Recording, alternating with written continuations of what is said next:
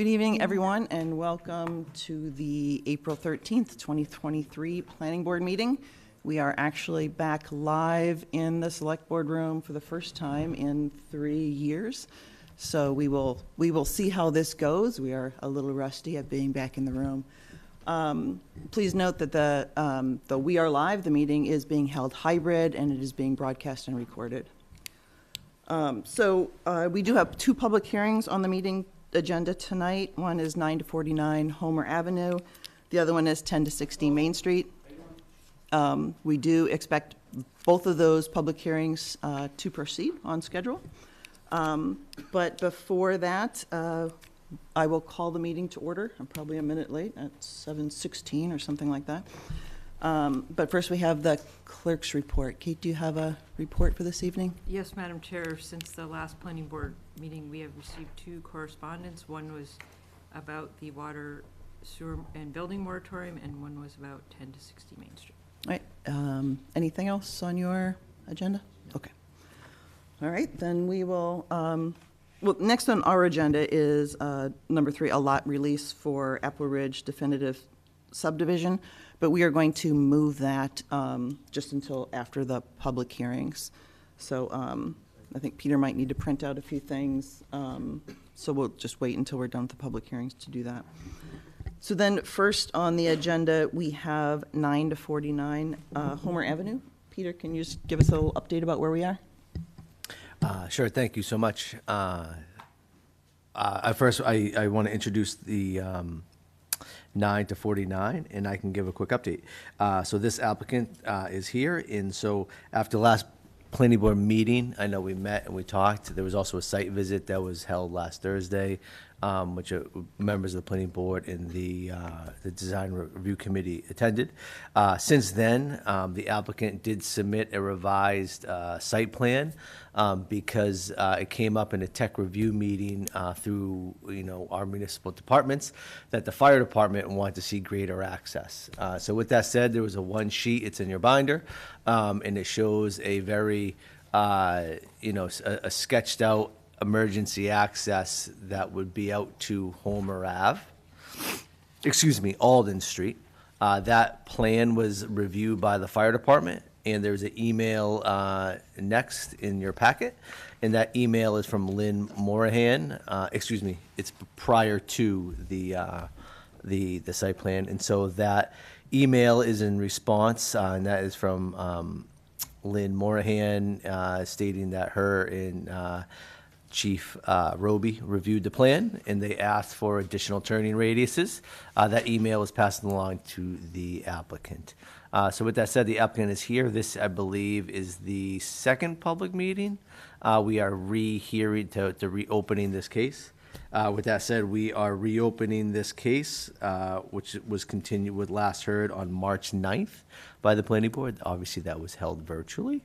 And so with that said, all those, getting used to the Zoom, operating the Zoom too. So with that said, the applicant is here tonight to give us an update, and they did submit some, obviously that was a new material that was submitted prior to the meeting. The applicant did submit some material leading up late today. I do have that on a thumb drive. The board has not seen that yet. And so at this time, I would introduce Terry, Attorney Terry Morris, and the team architect, Ron Bork, is here tonight too. So with that said, I am going to share my screen before I hand it over to you, Terry, if you would like, or could you please give an update, and then I'll share the screen and let Ron speak. But that's where we currently stand right now. Thank you, Peter, for the introduction. Thank you, Madam Chair, members. We were quite pleased with the site visit. We think it was very informative, not only for the members who appeared, but also for us. Gave us an opportunity to get a greater location on the buildings, and I think that was one of the primary purposes. We are here tonight. There were a number of questions raised during that site visit, and we hope to have answers for those. One of which was there was a big discussion about the fire access. We believe that is being resolved. I have spoken with our civil engineer, who's not present tonight, but those 40-foot box truck radiuses that he expects will fully work. So on that basis, we are basically redesigning that section of the site plan to accommodate not only that emergency egress, but also to accommodate some landscaping, which was one of the primary features that we presented.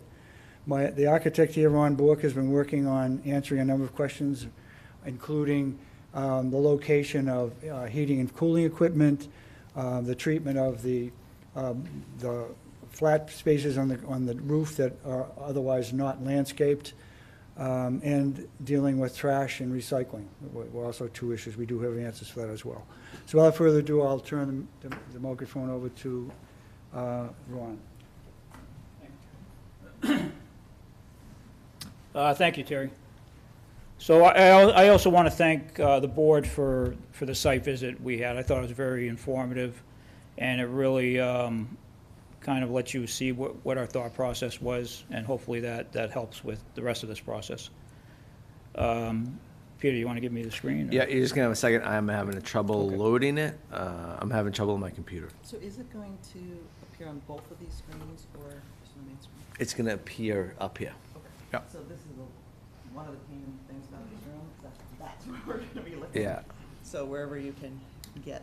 And this is visible, one of feel free to- those. It's like, where's the movie? There's Yeah. tickets last minute. That's right. If you need to move over, feel free to move around for the presentation. And we also have the document on a stick, so it can be emailed to anyone who wants to take a closer look at it.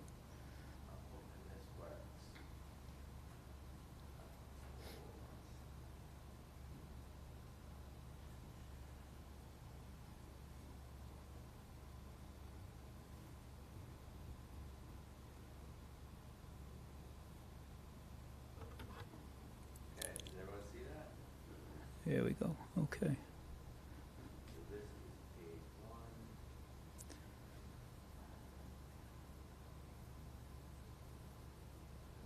So we should be able to bring it into presentation mode so you don't see the slides on the side.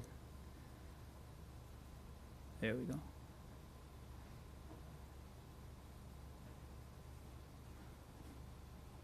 Okay. I can just slide down and There we go.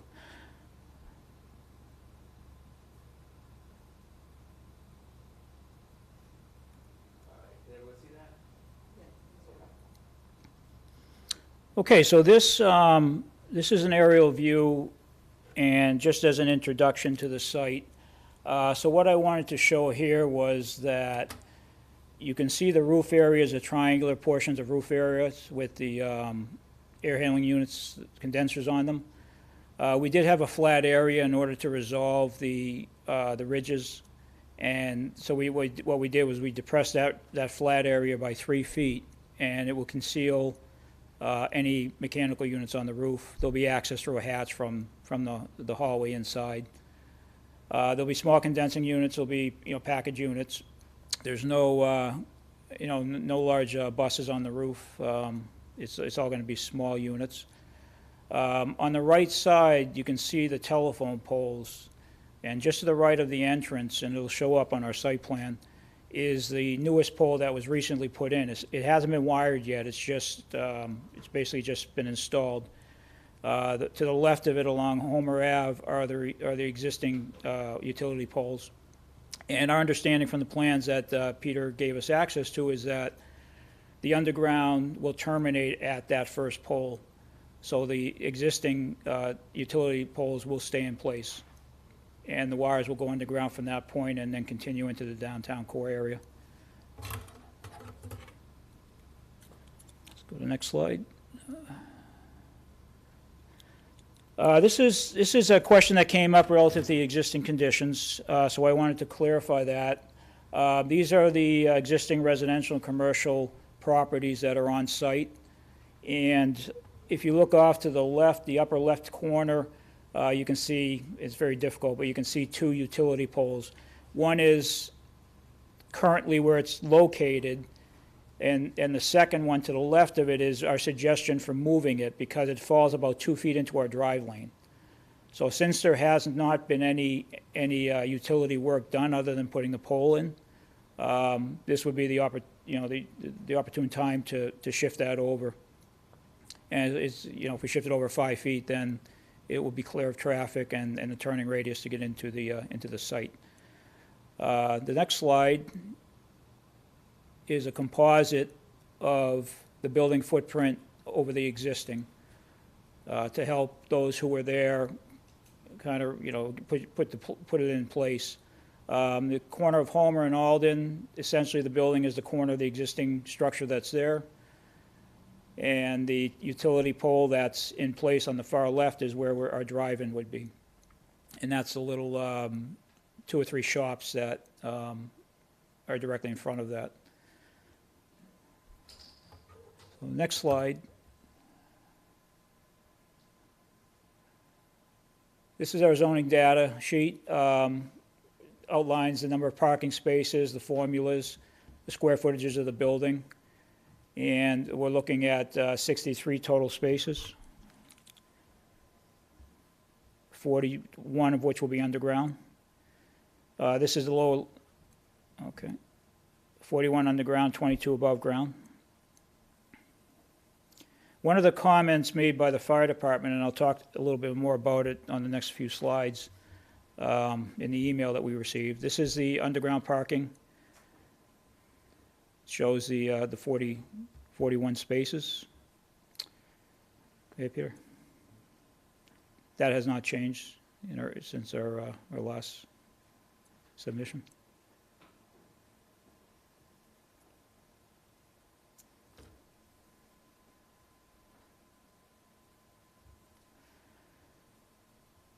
So this is the first floor plan and site parking. And as you can see, the fire department access is on the right-hand side along that Alden corridor, along the back property line of the site. Our engineer, as Terry mentioned, has checked the is checking the turning radius, but is confident that that it will meet the criteria. Along, if you go back there. Along the upper left-hand corner of the site, we have a 2-lane drop-off.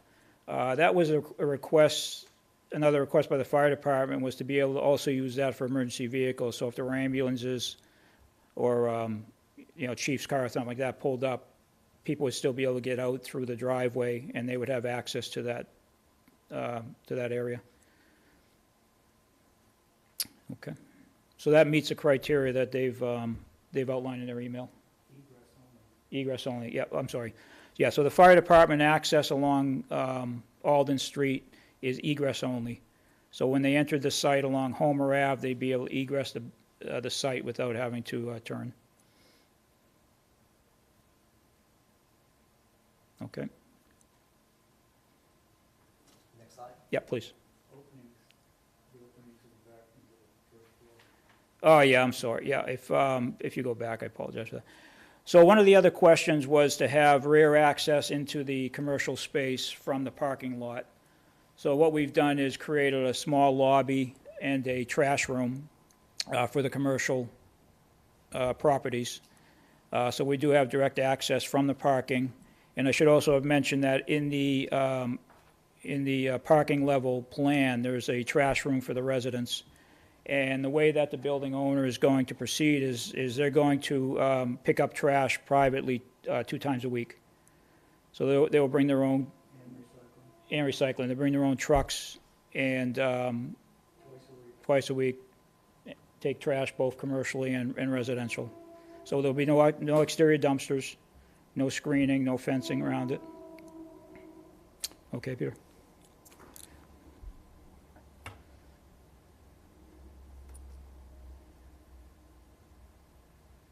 Second floor plan, just starting to show general unit layouts. And as you can see, the center of that triangle of building is going to be a second floor roof deck that's going to be landscaped and sort of that village environment. And we have some images of that a little later on. Third floor will be a similar footprint and layout. Okay. And then the next slide is a roof plan. So you can see on the roof plan, the location where we have those flat areas for the mechanicals. Very clean look. You will not see anything from the street. And it helps, it helps to resolve some of the roof issues that we were dealing with having this form of a building with pitched roofs. Yep, yeah, well, there'll be heat pumps. Okay, the next slide.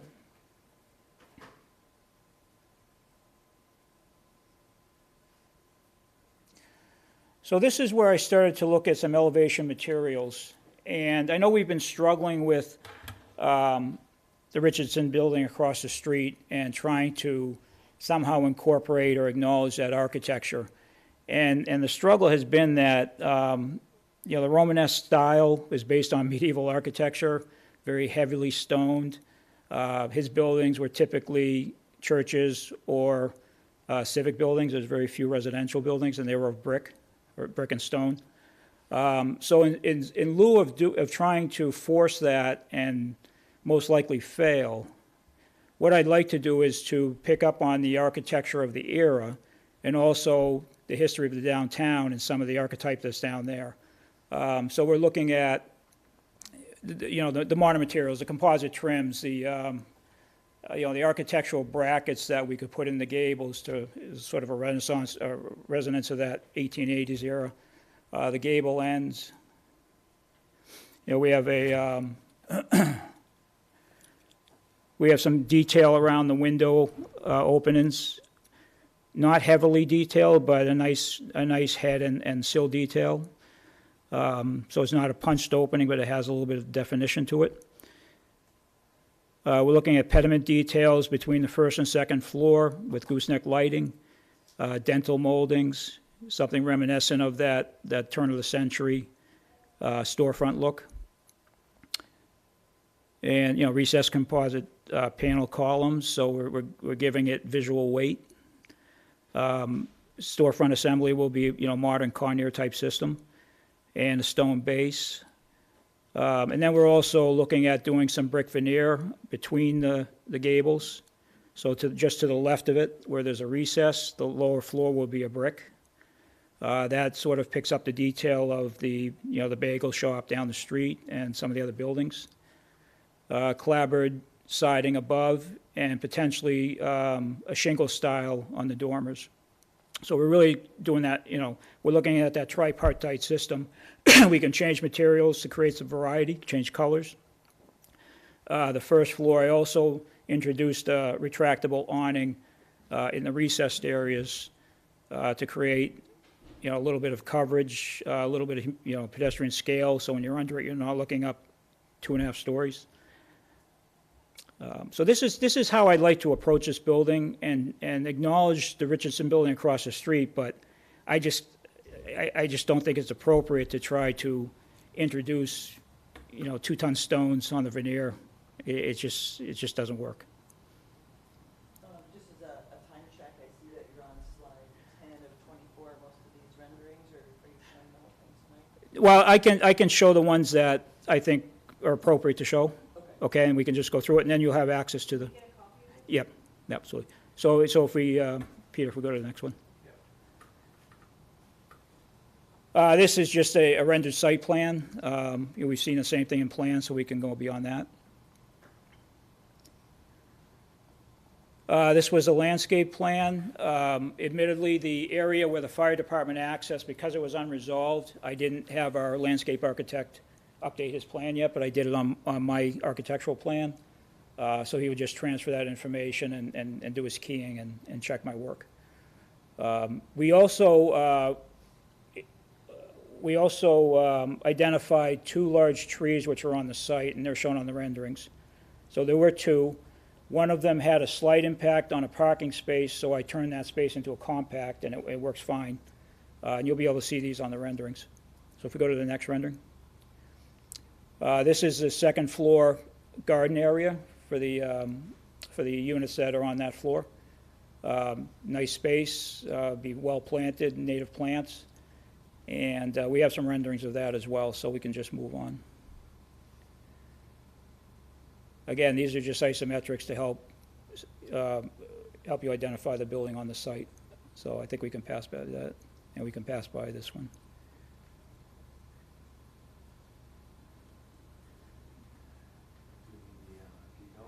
On this one, no, we're good here, I think. I think the street renderings will help. So that is the fire department access. That whole area is going to be a parking deck below. So we will do some sort of a geo-block system or structural soils where it ends in the fire department. We still have to access the soils. But it is not going to be grade. It's actually on top of the building.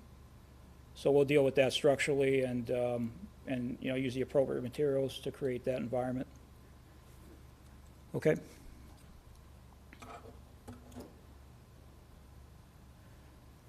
In lieu of the single gazebo we had before, which was in the way of the access, I've looked at several pergolas.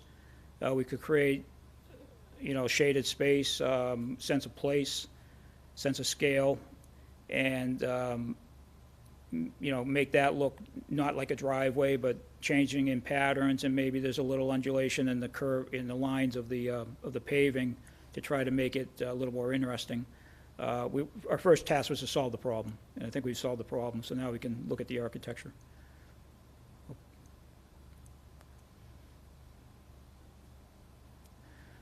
So this is from Homer, basically in the parking lot of the Richardson Building. So these are the existing telephone utility poles that are there. The one on the far right is the new pole that I've shown relocated. But if you were to picture that 5 feet over, it would be in our drive lane. So my understanding from what we've seen is that those utility poles will be staying, and it is a new pole where the utilities will begin to go underground. That pole will be either the last pole as you enter the downtown or the first pole as you exit the downtown from the downtown project, depending on which way you're moving on Homer. Right, so all the road work basically ended at that point. Okay. I think we're kind of at our limit of where we wanted our presentations. Okay. Significant things you want us to see, or do you want to scroll through the images so we can see them? Well, I wanted you to see, yes, the trees. You can see the tree in the background, the existing trees. So we've identified that and what is on the property, and you'll be able to see that in the presentation as you look at it privately. So I think these are really just material information.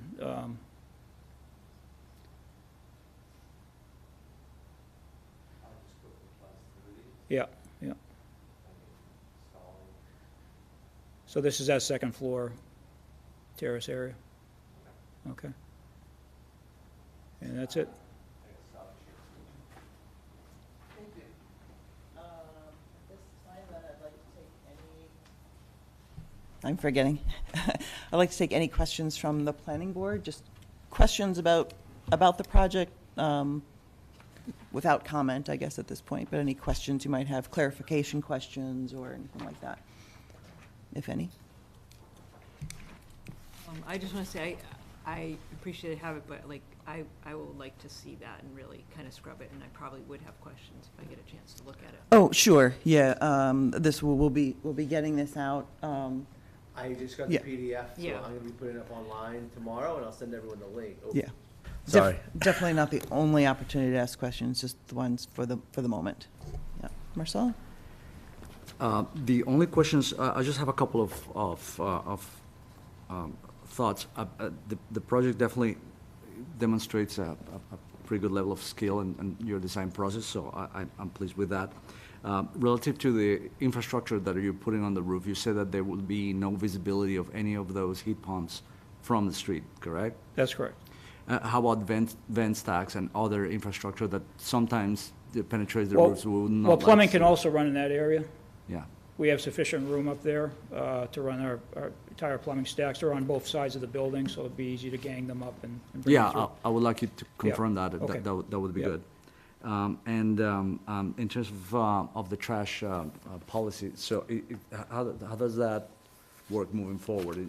Is that something that there will be a written commitment from the association Well, with the owner is town? retaining the building, and he manages his own properties, manages snow removal, lawn care, things like that. They'll take care of everything. They'll take care of everything, yep. Okay, Yep, Terry, am I correct on that? all right, that's all. Yeah. Thank you. Other questions? Just to answer that question, Marcelo, I think that's something we would have to condition if we move Yeah, forward yeah, in that project.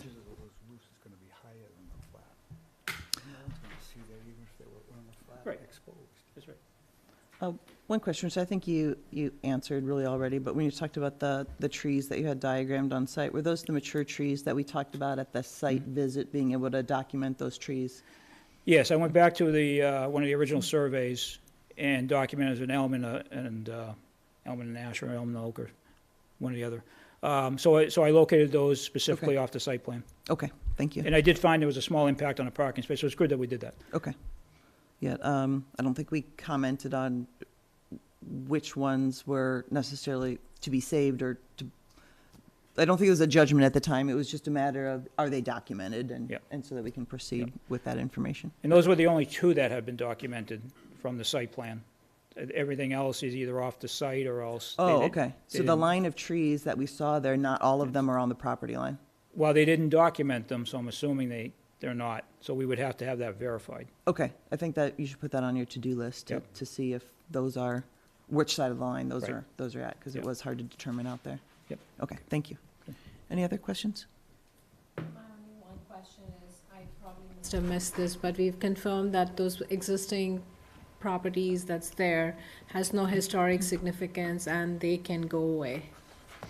We're going to file the application with the Historic Commission for demolition. Okay, We have to do that. okay. So they're older than they apply, there's a requirement because of the age of the buildings that they do go through in front of the Historical Commission, but you haven't gone down that process yet. And I think we went through this last time, but is Concom involved in this at all, or is there no? Comcom is not involved from a wetland standpoint. It is not triggered. There's no wetlands right now. There's no verified wetlands within 100 feet of the property boundaries. However, wetland, the application does have to go to conservation for a stormwater permit. And we are not far enough along in the process where third-party review has been engaged yet, is that right? Until I think the planning board wants to nail down the location of the building, and move forward within that process. I know, unless everybody wants me to send it off, I do hesitate because at that point, we start spending the applicant's money. And so until I get that green light, I would say, in an agreement to send it to third party, I think that it makes sense just to hold back because third party review gets costly quick. Right, okay, thank you. I don't have questions for the applicant, but I have questions for us about the memo that was drafted for the design review. Did that already go out, or we're looking at it? as No, draft? that Okay. has not gone out. Okay. No, okay.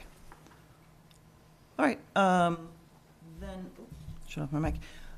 Then at this time, I will actually open it up to public comment. That'll be something, Peter, can you manage? So, we don't have a huge crowd here in the room, but I do see people online.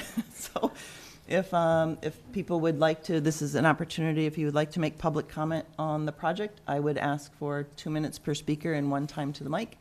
So please raise your hand if you would like to make a comment on this project.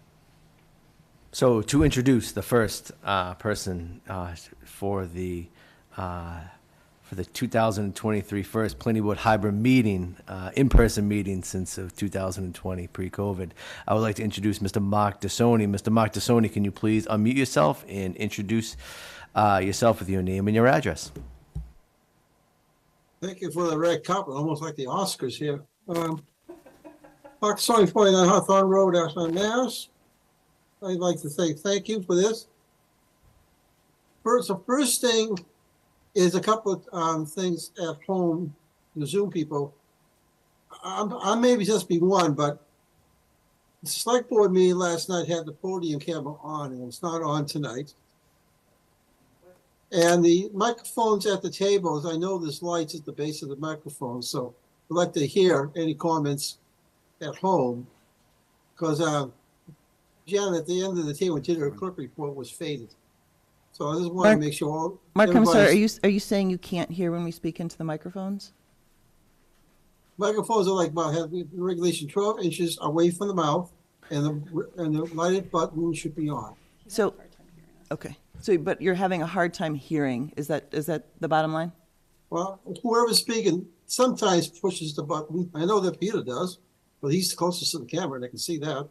Okay, And all else is there. But for the project, is one question is they said they're going to have a second floor on it for a garden and landscaping area. Is that right? That's correct, Is the structure of the building going to be able to hold that? yes. That's my only question. Thank you.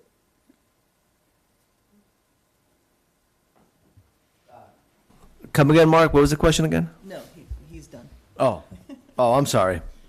Would the structure hold the second level landscaping garden, whatever they're going to put up there for greenery? Structurally sound. Yeah.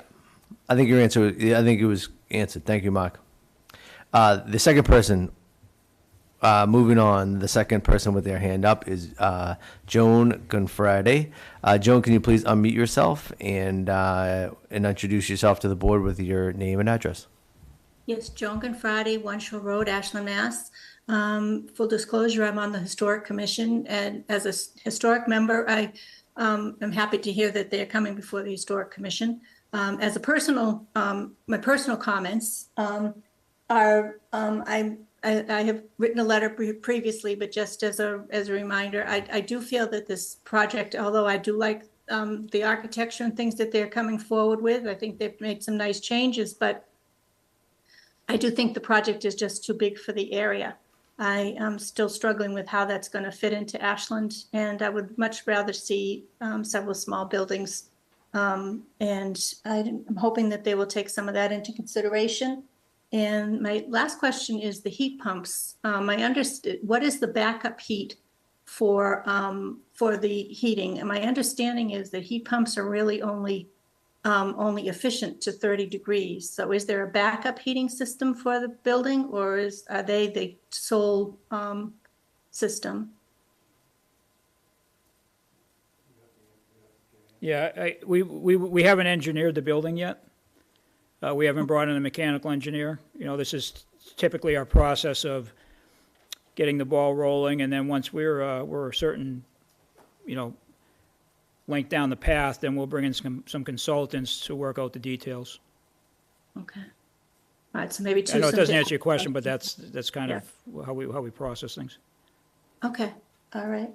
Okay, thank you very much. Thank you. All right, seeing no other hands raised, we will start to take comments and further questions if you have them from the board. Marcelo? Thank you, Madam Chair.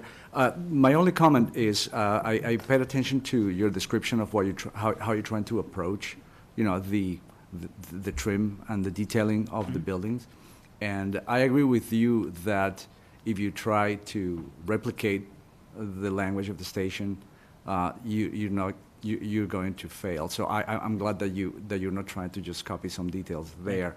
However, I personally I would caution on the idea of trying to over decorating a building just to try to make it look of an era. Mm-hmm. Bottom line, I mean, you have a project that you've developed carefully and with skill, and the project is built and designed in the 21st century, so it doesn't really have to, in my view, kind of go back in an era. I mean, there's detailing, and you're the designer, so that's kind of your call. I just think that overdoing it probably is also a way that can be dangerous. That's it. I agree. It's more of an exploration, right? So we look at it, we discount it, we look at it, we may integrate it. So that's sort of where we are. But you know, it's big picture. Now we're getting into the architecture itself, so. Anna? I kind of have a follow-up question in light of the public comment from Joan, which got me thinking, because I know we're at that exploratory phase. And for full disclosure, I did not make it to the site visit, Okay. but I will take this slideshow once received, and especially the overlay where you can see where everything is, and Yeah. I will do it with it. Okay. And I'll work through the planning department, so I go with the assistant planner at least, if Peter's busy. So I'll make sure to kind of Good. catch up. Thank you. But in looking at this today and listening to Joan's comment, I am curious if you've explored the possibility of breaking it into kind of several buildings, maybe a little bit less commercial space and more of an open neighborhood kind of walk-through space, so that you're not just kind of driving by this block, Right. but you're invited as a member of the public to kind of meander through, maybe enjoy some of the views of the second level garden, maybe be part of that environment more, maybe do some commercial stuff inside or through that area, so it's more of a neighborhood and less of a block.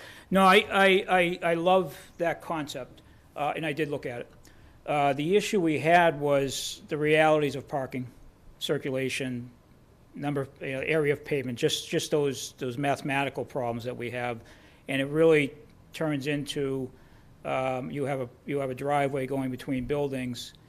They have to be a certain dimension in order to work. The site really isn't that large for that, and we still have to get underground to get the parking. So the underground, just the ramp itself, would take up 100 feet of that site as basically an open pit. If we put it on the property line, we came down, you're taking away access to that area. So I did explore it because some of my projects, I do like that sense of community and the scale and the So, the like, little could you do like nooks. 2 buildings or some kind of pass through? Well, I tried several buildings. I tried, one along the back and then flanking it and having almost like an open courtyard. Problem is getting the realities of parking to work and getting underground, because that ramp is literally going to be 100 feet long. So, but I did explore, and as an architect, I like that. I like that. I try to incorporate. Do we It's have just- flexibility with parking for this specific project, Peter? For a special permit? It would be a special permit? Sorry, yes, it would be a special permit. We do have, I am of the knowledge that the applicant, they are in ownership of the building, which would be the rail, the Richardson building. Then also we have within proximity across the railroad tracks is a larger municipal parking lot. Right, and so I'm throwing that at the board, I guess. I, for one, would be interested in exploring the board's interest in sort of exploring the special permit flexibility we might have in the parking in light of where this is located, so that maybe we can squeeze out that divided feel and more of that neighborhood feeling. Yeah, I mean, one of the challenges is that we're limited to 35 feet, 3 stories. So I would certainly look at that. The only comment I would have on the parking across the railroad tracks is your access is actually coming back to Main Street. There's no access along there, it's fenced off. So anyone who was either visiting commercially or residentially would have to, walk down and around. And one of the comments was that parking from the back was too far a walk to get to the front doors of the commercial, so we actually put a door in there to access it from the Yeah, back. and I mean, I keep thinking about the downtown space, and we're trying to motivate commercial use all over downtown, right? And we're thinking about the MBTA community piece and the fact that we want people to be able to kind of utilize the MBTA park, come into downtown, do shopping. So I'm imagining if there's a way to kind of implement your project into that, so that people are motivated to maybe use public transportation, bike, park Yeah. their car a little bit away from your property, build more of that community feel that's walkable Yeah. through your property, do some shopping inside your property. Yeah, I think the track and the fence really is detrimental to that. It's a barrier, it's a wall. Might be 50 feet tall because you can't pass through it. And the recessed areas we've created between the buildings is meant to create that sense of enclosure, so as if it's a cafe or if it's, it could be a retail space, but when I go shopping with my wife, I look for the places that have a bench, and so that's what we try to do, is to create that environment so that it is not a street wall. it actually mimics you entering in to recesses. And the landscaping reinforces that by the way that he's done his landscaping. So that was our reaction to not being able to enter the site and have buildings separated as a courtyard. And then the upstairs for the residents, that terrace courtyard, the village feel, everyone in the building has access to it, and I think it's 8 or 9 units would have direct access to it. So that's that community space. I think well, let me ask if there's any other questions or any other comments from the board before I jump in. Well, I guess we're not ready, obviously, because we just got brand-new drawings to look at to move forward, but we're getting closer, and I think it meets the parking with some compact spaces that are not in our bylaws, so we should, at some point, and I'm not saying that has to be tonight, talk about that, but that should be talked about and decided. Sure. So I think that's important, and I also, I might be making this up, but I believe from the notes that the general issue of parking, that the fire and police sort of had that, and that is out of our control. There's a much reduced parking downtown by our zoning, but I think that means parking should be very important to us in our. We can't hear you. You might need to go a little bit closer. It's on. I think it's a little closer than. Okay. So we should look at parking. Is the parking right now, do you need that compact space, for instance, or are you just meeting your minimum? Is that what you're saying? Right. Okay. Right. Yeah, so there's a lot of things we're trying to balance out with parking for various projects. This one puts a lot underground, which we don't see too much of because we know it's an expense, but so there's a lot of things we need to work in there. We're not quite sure what the right solution is, I guess. Yeah, we only have one compact space on grade, and that was due to that tree. Yeah, okay. Everything else is in the garage and compliant, yeah. I just want to comment on Anna's thought, and I think that is I get it where you're coming from, and the importance of trying to open things up when it's possible. I think we should just ask what specifically do we expect to see on that from the point of view of planning. I think the broken down nature of the architecture that's being proposed, it kind of segregates the big building and gives it scale appropriately. I see it very difficult in a triangular site to be able to bisect it down the middle and still get buildings. So if we could, are we asking to see maybe your previous studies? I could do that. That can demonstrate Yep. what the process that you went through? Sure.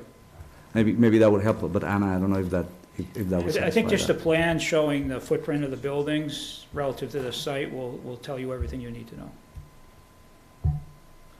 Yeah, I think for me too, it's like I get the point too about being able to see through the site. We've talked about that a lot in terms of 10 to 60 Main, which obviously is a much bigger site.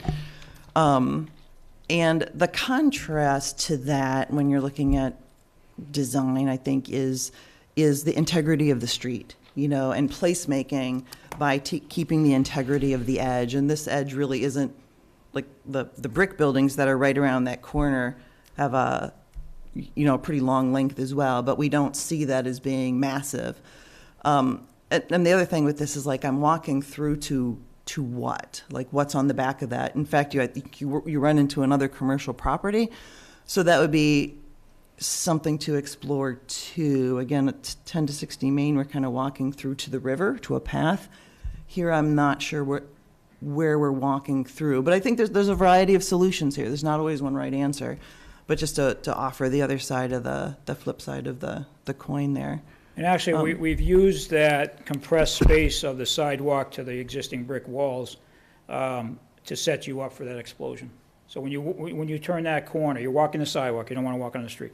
So it's very constrained there. I think you have a 3-foot sidewalk at one point, and the buildings are curved. So as you come around as a pedestrian, all of a sudden, that edge opens up where that corner is and that landscaping. And So that was The other- by design. The other comment I wanted to make is that, because you focused on it, and Marcelo addressed this a little bit, is the relationship to the train station. And I don't think it was meant to be implied at our last meeting that this was to look like a train station. Yeah, no, I understood that. It was just more the question of, how do they talk to each other? Yeah. Right? How do they relate to each other? Yeah. So, And Oh. I should add that I'm not necessarily tied to the concept of multiple buildings, but I am tied to the concept of kind of community connection to the space, and thinking ahead about that space across the way. Yeah.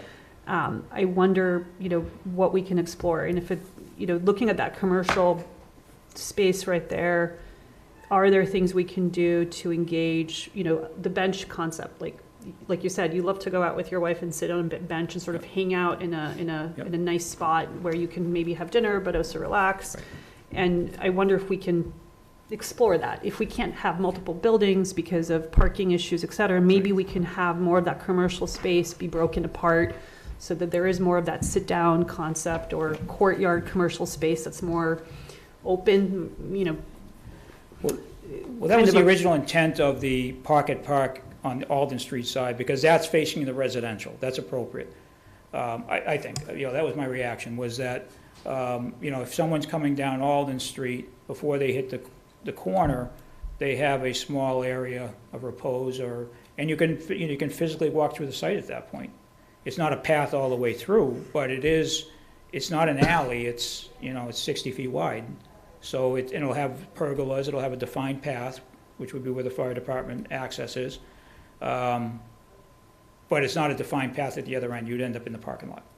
So that's sort of that reaction to creating a public space within that space. And my reaction when I first saw the rendering was also the same. It felt like too many buildings and the density of it. But I think when I looked at the elevations and the different materiality and the design components in that section that you saw, I think when you add to the next layer of rendering, I'm assuming this is just kind of a white box, one level better than a white box rendering, but there's so much materiality, and then I think that will help break those elements, and it may look less dense, because the way this is laid out is pretty efficient for the kind of site that is, and it has a lot of connection to all three sides. So I feel like once you put in the next layer of materiality to this massing, I think it'll help give you that feel that there is that depth to what you're seeing as right now, probably a white box and a massive building around the corner. I think this is very initial. I feel like we are definitely, you should say, this user experience on the residential side probably has a better feel to it than probably the public facing. And I guess once you develop that next level, that street facade of what's happening on the Homer Ave, I think is as critical as what's happening on the residential side of it. Oh, I agree, but I agree with that, but I would disagree that the commercial side does not give you that sense of enclosure because of the landscaping, because it's pocketed. There'll be vertical height to it, Absolutely. not very high, but it'll be vertical height to give you those spaces. Absolutely, it Right, is so there. visually. It's just that Yep. right now we are not seeing that full depth, obviously, because it's a very initial Yep. sketch. So I Okay. think it's on the right Without track. overdoing it, right? Without overdoing the detail. Yeah. So it's finding the balance. And that's process. That's yeah, okay. what is the possibility, if any, and this is partly a Town of Ashland question, of continuing the utilities underground in front of this site? Is that something can happen, that an applicant could do? Just reacting to Peter's face. It's obviously it's, yes, it can be done, but it will not be part of the downtown project. I think the downtown project, it's been scaled, the size, the infrastructure's been put in, we're well underway. The work hasn't been done on Homer, so it could be done, it could be extended. However, I don't think the funding that the town has for the project has the ability to extend it an additional 200 feet. My question is, can an applicant extend it for 200 feet? Yes. And That would be to the applicant, but if the applicant was willing to underground the utilities and extend, the applicant would have to work with the utility companies to underground that process. And so it could be done, because the work will happen, I would say, the work will happen fairly sooner rather than later. For Homer Street, obviously, we did, I'm gonna say, from, between Town Hall, obviously the tracks to, Mill Pond was done last spring. The jacking under the tracks, AKA sleeving conduit under the tracks, was completed over the wintertime. And so the next step will be to continue the project on the post office side of the downtown. And so it can be done, however, it will have to be done, in my estimation, at the cost of the applicant. right, yeah. I mean, I know it's not free of charge. Okay, so that's just a thought I'm throwing out there. I know it's not Well, I was just mentioning to Terry that our mechanical room is on the left side of the building, so we're as close to that pole as you could possibly be. It won't help with the rest of the, the utilities that are running down. Well, that's what I'm wondering. It's like there's 3 poles there, it's Yeah. 200 feet or whatever. What's the price tag on that Yeah. for the applicant? So, all right. I'm Sorry. glad that you asked for it. What's that? I didn't want to get that face on Peter. Maybe per But I pole. agree with you. Cost per pole, Yeah. so we can figure out what's realistic. No, and I think that what the point that you're making, Tricia, is that I think we have an understanding that the hardscaping and the spaces in front of the retail, which I think are very appropriate, are going to continue the materiality and the design of the downtown scope. So if it were possible, it would benefit the project, Well, and it will make downtown more whole, for and sure. if we talk about connectivity and community, the way Anna was, that's one way to do it, right? There's one way to connect. If I could, Madam Chair, I have a lot of experience in many municipalities with this issue, probably most frequently in my own hometown of Newton, and there's often times where the city council, which is the equivalent of the planning board, will require undergrounding from a pole into the site. But I've never seen where they basically extended after the petitioner to run it down the public street. I understand, but sometimes we're going to think outside the box. So just don't take it off your radar quite yet. This is a discussion like other discussions, right? It's just an idea I'm throwing out there, as equally sized as dividing the building in 2, say, right? So not to be decided, obviously, at this meeting. We are 10 minutes away from wrapping up this public hearing. So are there any other comments that anyone wants to make at this point? We have in your binder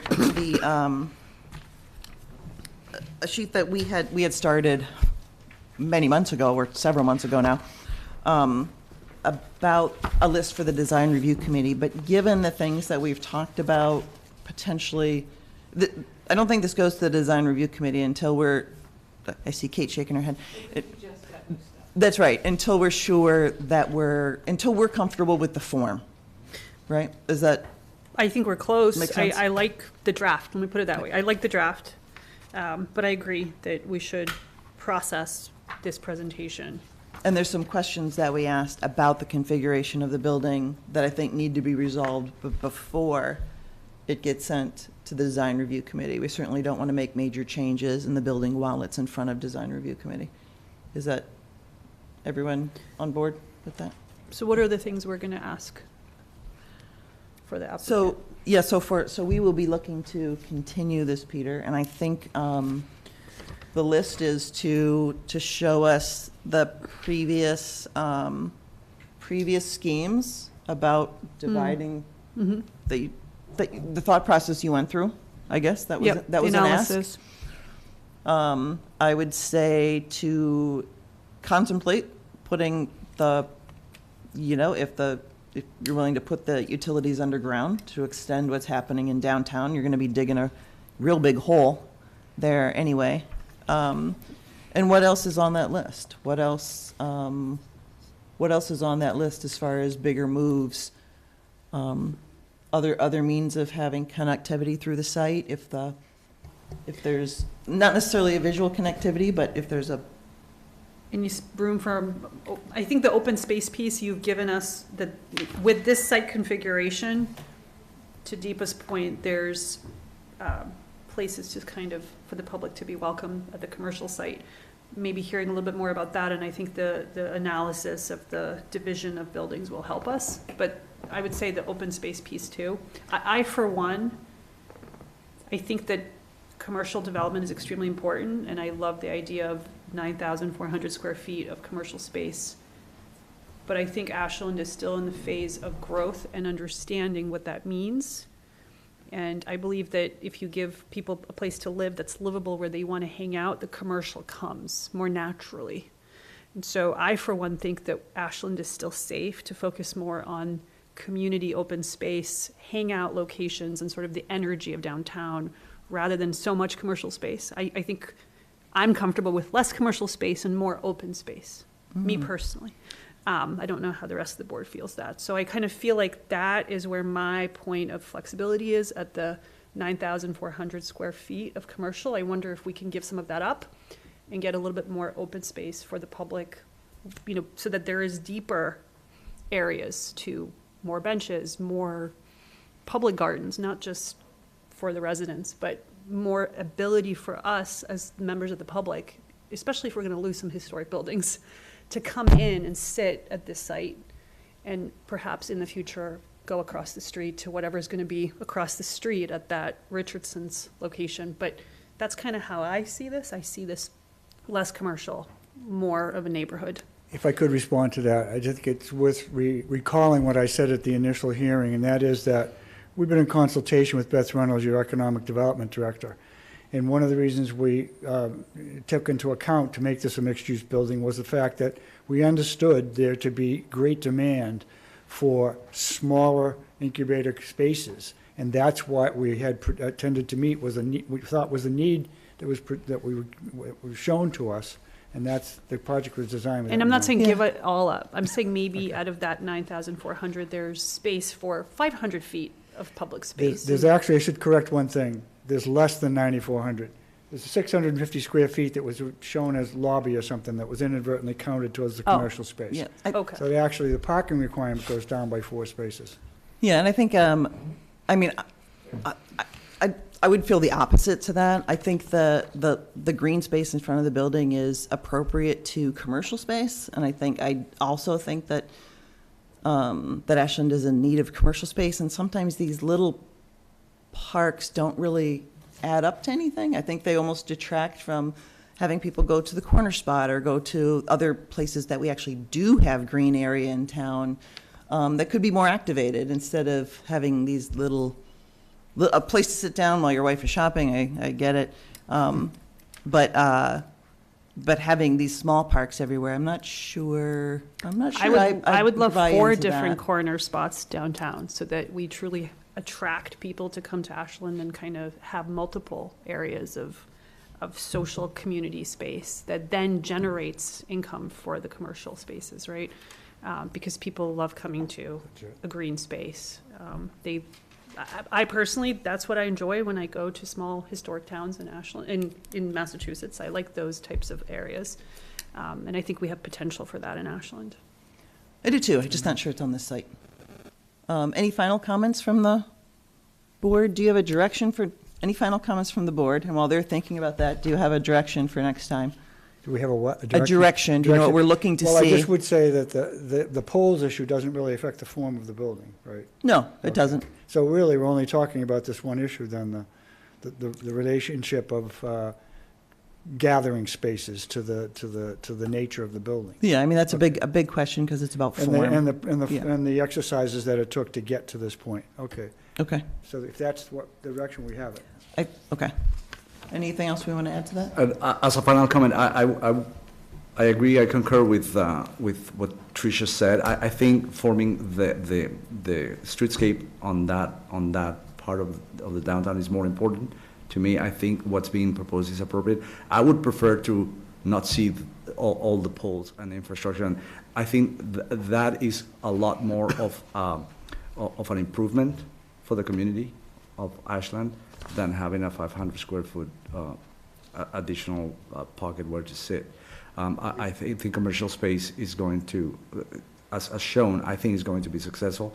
Removing all that infrastructure from the front of it, I think would benefit everybody. I think that would be a much more preferred approach. So keep that in mind as you go forward. And then I think to just make sure we have a real you have the data up here, we didn't focus on it, but to reiterate a little bit more about unit count, 1 bedroom, 2 bedroom. I know you have that data, but we haven't talked about that, so maybe next time we'll want to go through that. Okay. Okay. I think it's particularly helpful what Marcella said about the don't over-decorate, because I think when we go to the design review, there's going to be some element of what are you going to do. I think that's why Ron spent a lot of time with that one slide, trying to call it the detail of the facade, because when the chair of the design review committee, who accompanied us on the site plan, she was basically asking those kind of questions. I think it's a matter of providing options. Right. Right? There's many options, right? And maybe providing a couple different level of details when we get to that point. We'll be able to see what is the appropriate level of detail for this particular project. Very good, thank you. So, Thank you for your time.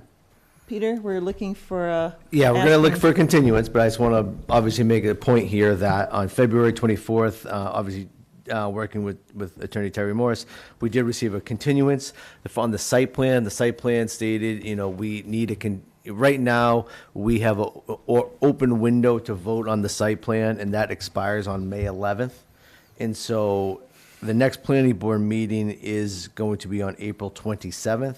However, at some point, we need to talk about extending the decision and/or the public hearing, or a mutual agreement to extend the site plan a public hearing out to a future date.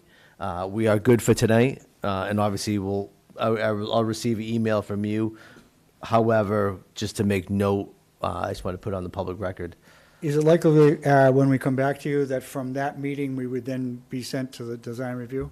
Is that the plan? I think that's what we would hope for, yeah. Okay, thank you, appreciate that.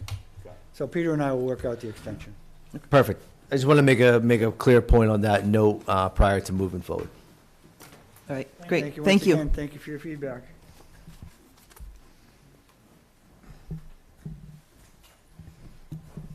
All right, so next on the agenda,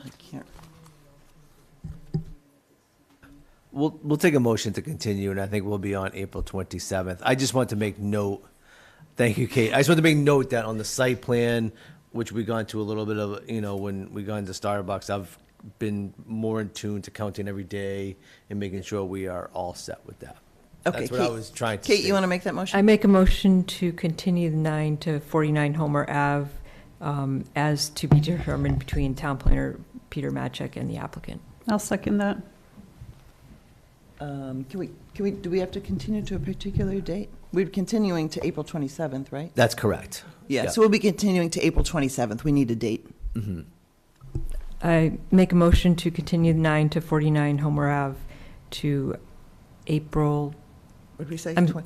Excuse me, April 27th. April 27th. All right. I'll second that. All right, a roll call vote? Deepa Venkatai. Anna Tesmanitsky, aye.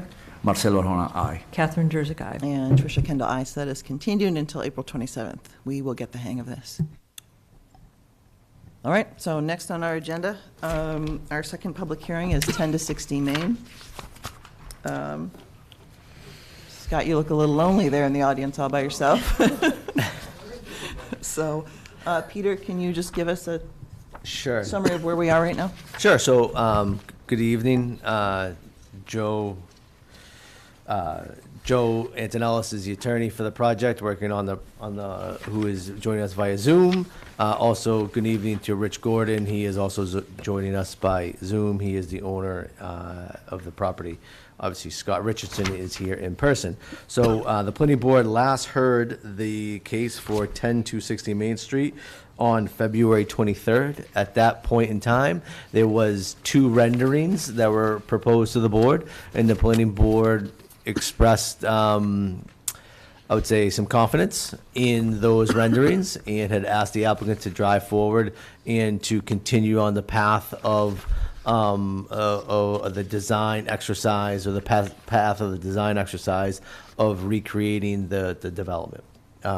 With that said, from an administrative matter, I just want to make a note to Joe and to Rich and obviously to Scott, is that one of our planning board members, who is the associate member, Kevin McLean, is absent tonight due to a family matter. And so with that said, this, I believe, will be Kevin's one meeting he has missed on this open hearing. Kevin was a voting member because, Deepa, you do have 2 absences on this hearing.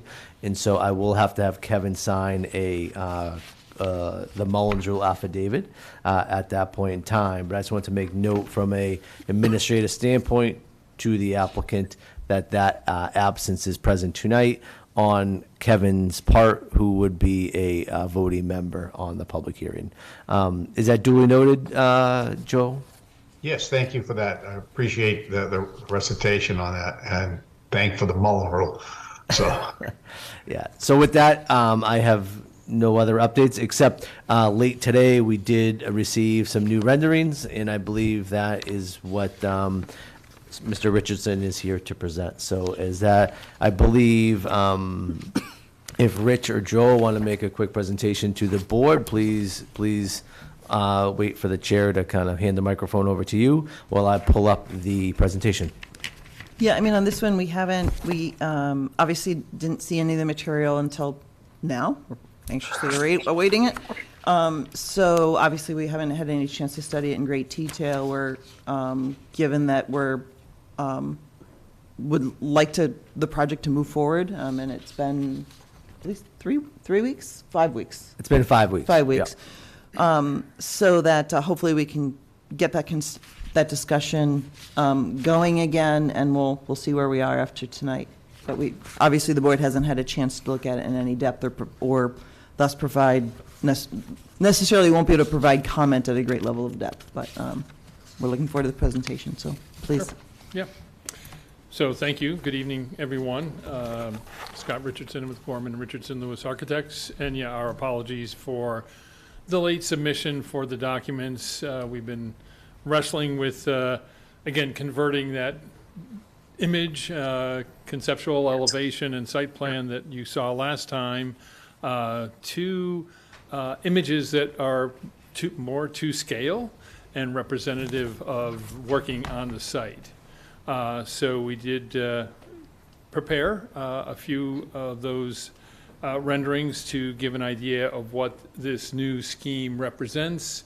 Basically, this view is coming from the north on Main Street, as if you're walking on the driveway there. Number 20, which is now 30. Main Street is on your left, and then down beyond that is the new building that we had proposed previously, in kind of more of an industrial mill building type, with bay spacing similar to what is currently in the existing 2 buildings, kind of a 10 to 11 foot bay spacing with brick materials primarily, and some metal accents, as well as kind of awnings along that Main Street facade. You can probably move to the next one, Peter. And we're trying to, again, have these so as if you were, again, walking on Main Street, instead of, again, kind of a bird's eye view or a view that is, too far away from the building, so that you'd actually get a feeling for what they would feel like. So again, as proposed a month or so ago, we have kind of these, kind of a flanking entrance into the center courtyard parking area. The building on the left is representative of, again, the building we proposed last time, with, again, the mill, kind of the mill industrial appearance of the bay spacing, the 3 floors, and then the tower on the right of this building. And then, as you can see towards the right, you have the tower element for the last building. Both of these towers kind of flank that entrance that comes in off of Pleasant Street. Yep, next one, Peter.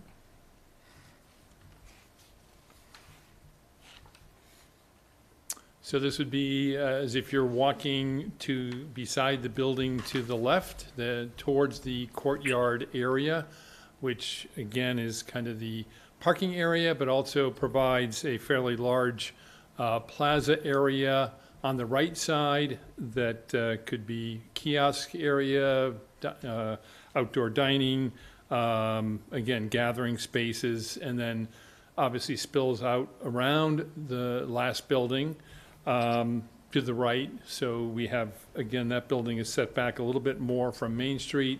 So we have an opportunity for restaurant location, hopefully, as well as open plaza and sitting area directly across from the corner spot. Next one. So this view is, again, as you're coming up Pleasant Street, towards the complex, you'd be able to enter at the controlled traffic lit intersection into the courtyard area to park and or to proceed down to the lower level parking behind the building, behind and under the building, as well as be able to walk into the courtyard area and then continue to walk down the ramp towards the Riverwalk. And the 2 towers flanking the entrance to that parking area. And from the south, as you'd be coming, if you're standing kind of almost in front of the pizza shop, looking north towards the buildings, again, the mill spacing, the mill complex idea of the framed industrial spacing of the bays, and then again the 2 towers kind of flanking the entrance, the open plaza in front of this building with, again, hopefully a restaurant use, and then the walkway to the right that goes under. Again, we've kind of scalloped out that first floor area, so you're walking underneath the the second floor area to, again, some additional connected walkway around the building. And what you don't see off to the right is the ramp that goes down to the parking area that goes around behind the building and underneath the building. So brief overview. Do you have the plan as part of the presentation? So we further developed from the plan that we submitted last month. Okay. And I don't know how easy or hard that is for Peter to find. I was going to say, do you happen to have that image that you showed us last time with the property kind of? I Yeah, just want to. the street elevation. Yeah, I kind of want to see this conceptually next to that, Sure. Yep. just to kind of see how everything is interconnected.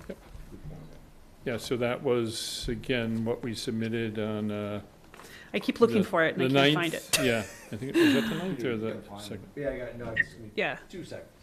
Yep, I'm sorry. Yeah. Yeah, so those are the 2 images that we submitted Yeah, last meeting, that were was- the street facade Exactly. elevation and Just to the kinda see how- site plan. Yep.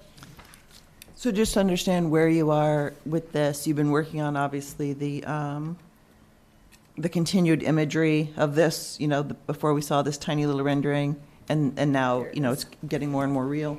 Mm-hmm. Um, Could you make it a little bigger, Peter?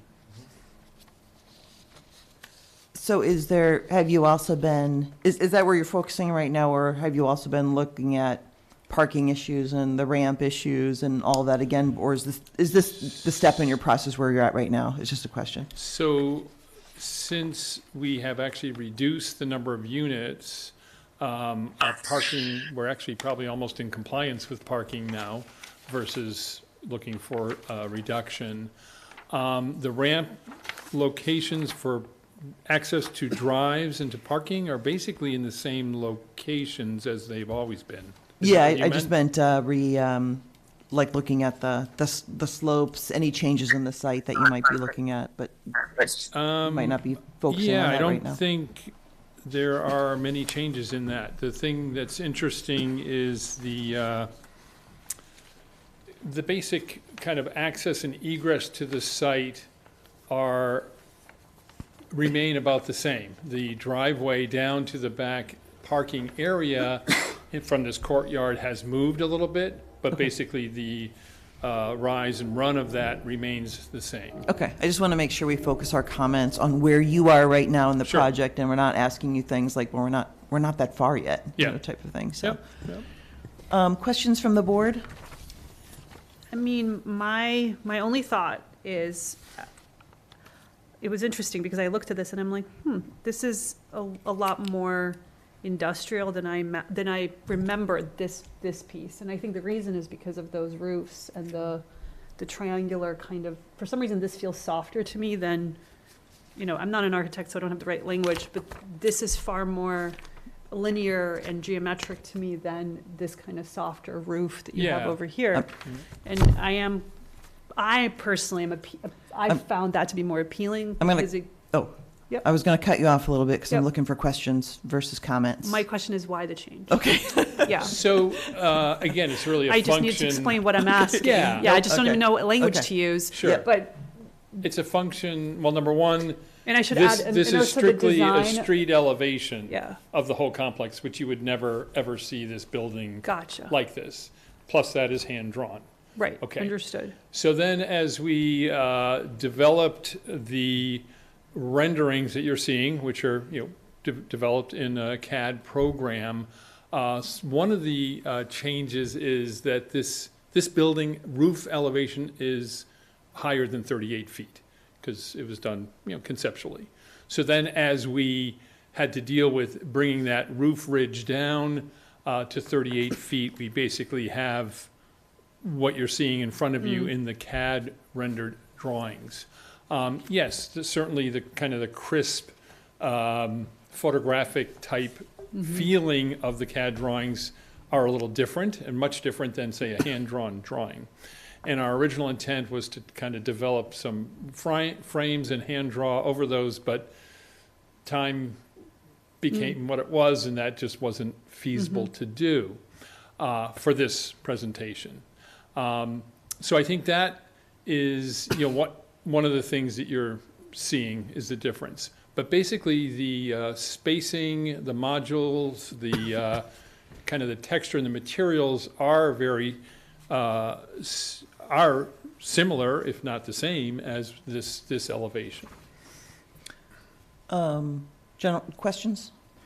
Yeah, so you're saying the proportion of the geometry of the buildings have not changed? Like, for example, that the in-between bridge at the end, on this representation, which I assume is to scale, seems a lot narrower, So, yes. fewer windows, so has Yes, that so proportion changed? that is one change that came out of, as we worked on this, that in fact the kind of the bridge connector is longer, if you will, or wider than this initial conceptual sketch. Now, is that 100% what it's going to be, or is it going to be somewhere in between these? That's one thing we're working out. Yeah, I understand that. Is that the only change in proportion? Other than, again, the building coming down The roof? in the elevation, correct. Yeah. Okay.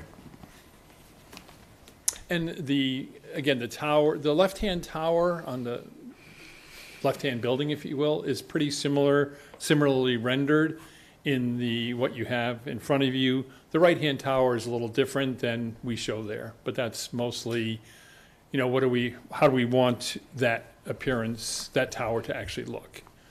Generally, the massing of it is the same.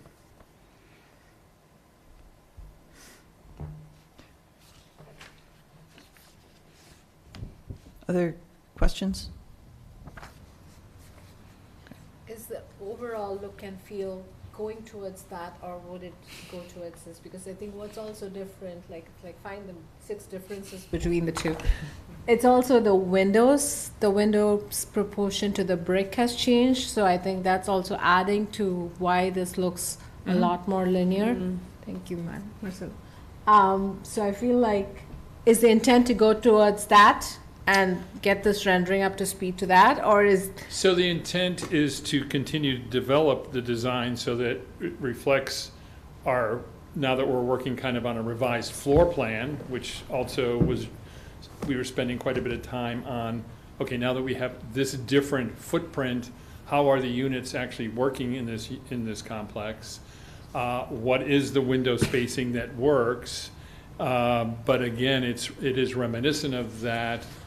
However, what exactly are you finding I think different? the height, I think since you lost that, the roof ridge has kind of, it looks more flat roof right now with the way, it could be the camera angle as well. Sure. But also the height of the windows has changed. Probably Yes. the sill heights are definitely higher in this than what you're seeing there. So you're Correct. seeing lot more of brick in these renderings than Yes. what's probably there. So I think that's starting to feel like the building has got stretched, and you lost the verticality in that process, I think. So we're gonna, so I guess the question again was, and I'm sorry to keep this, Yep. we're trying to stay on track. Yep. But the question is, I think you answered the question saying that you're working on the practicalities of the project, and as you go, trying to go toward the feel of the rendering. Would that be accurate? Yes, however, this particular drawing has very taller windows than actually work in the residential units. So are they going to be, as we've shown them in this rendering, or a little taller? Again, we don't want to, we're not building kind of a more urban effect with floor-to-ceiling glass, which is similar to what you're seeing there. And you might like that feel, but that's not where we're probably going to end up. We're probably going to end up something closer to a more standard windowsill in your apartment than an urban, kind of a city full-height glass program. So If why that- don't we, unless there's more actual Yep. questions, clarification questions, why don't we take a minute to go to public comment? Sure. So again, for people in our audience, if you would like to comment on this project, please raise your hand to indicate that you would like to do so. We'll keep our former qualifications of 2 minutes per speaker, 1 time to the mic. And Peter will manage that process for me. Great. Right now, we have 3 hands up. Now it's going down to 2. But the first one with their hand raised was Helen Nicole. Helen, can you please unmute yourself and state your name and your address? Hi, Helen Nicole for Elliott Circle, Ashland, Mass. I wanted to say that I definitely agree. The building looks much flatter to me. Or there's some big change, and I think the size of the windows and the roof line. So I'm not as happy with this, and I'm looking at this picture. I wish we could see both of them right next to each other, but it doesn't have that same sort of feel as the hand-drawn rendering, and I guess that's maybe a problem with hand-drawn renderings. I don't know, but I did just want to comment that I agreed with all the comments about the way this new rendering looks, and it has a much less.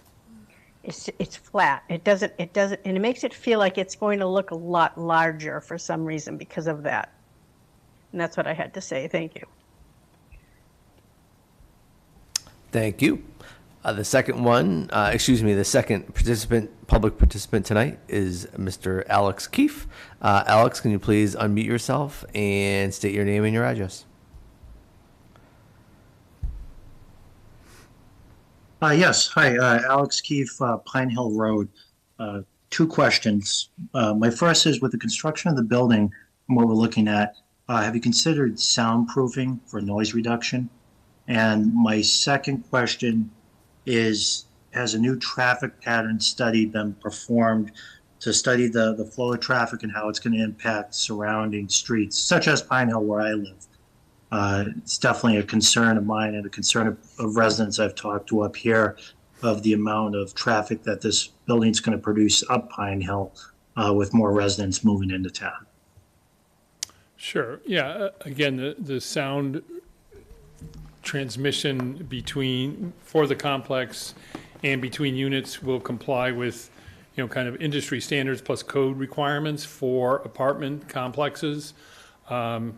We certainly want to have as less sound transmission between units, so we will be working towards that and incorporating the correct noise reduction coefficient in the detailing. The traffic study was submitted probably a year ago, maybe.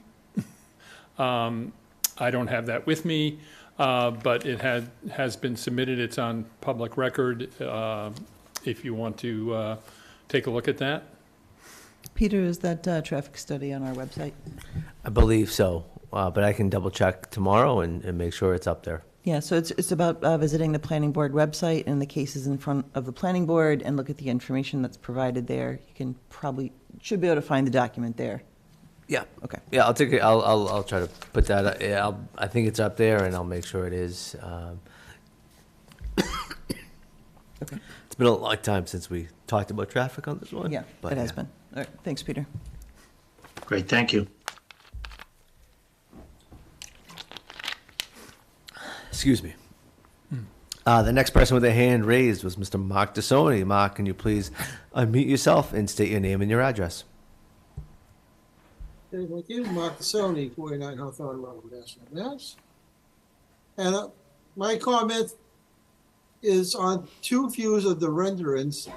One is on this one that's in front now, is that it looks more like a village strip mall, which is lack of a better term from my side, and I apologize for that. But it looks like more of a neighborhood streetscape, which is what it's supposed to be. That's on this rendering. And I'm going to have to need the rendering of coming down from Pleasant Street one. If you can put that up, please. Please give me a second, Mark. I'm sorry.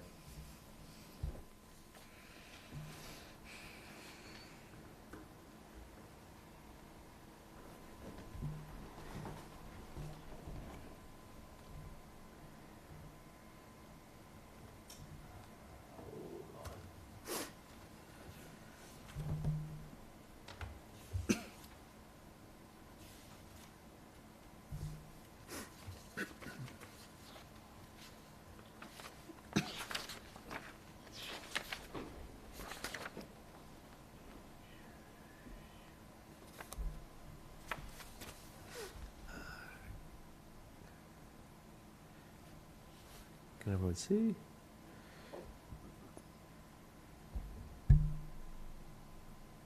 Now that one. Yeah, this one. That makes Ashland future look bright when you come down from Pleasant Street, saying this is what we have to present.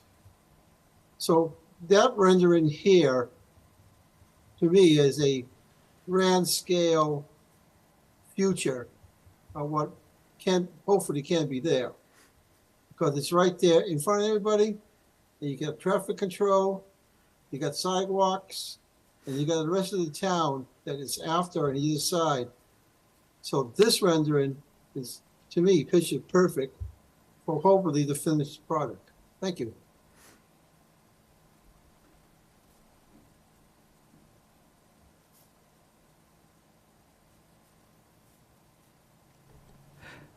Thank you, Mark. The next person with their hand raised is Joan Confrade. Joan, can you please unmute yourself and state your name and your address? Yes, Joan Confrade, One Shore Road, Ashland, Mass. I have to say, I agree with most of the comments about the renderings. I definitely think that the previous rendering was much softer, and I understand the drawing versus the actual, but it's really not the drawing part of it. It's the roof line and the amount of material between the windows and everything that makes it look. The roof line to me almost looks like it's winged. I mean, it's so flat, and there's just maybe in future renderings when there's more detail, but right now I guess I have to say I'm just pretty disappointed. I thought we were moving in the right direction, and somehow it just feels like we've gone backwards. So, thank you. Thank you, Joan. With that said, that wraps up the public comments that I had. The hands were up. All right, thank you, Peter. All right, so at this time, I'd like to open it up to comments from the planning board. Marcelo? Thank you, Madam Chair. So I think that we're all kind of hinting at the same topics, so it is pretty apparent that we're kind of agreeing, and I'm glad that Anna asked for that rendering, if we can put it up, please. Because I thought is the right place to start.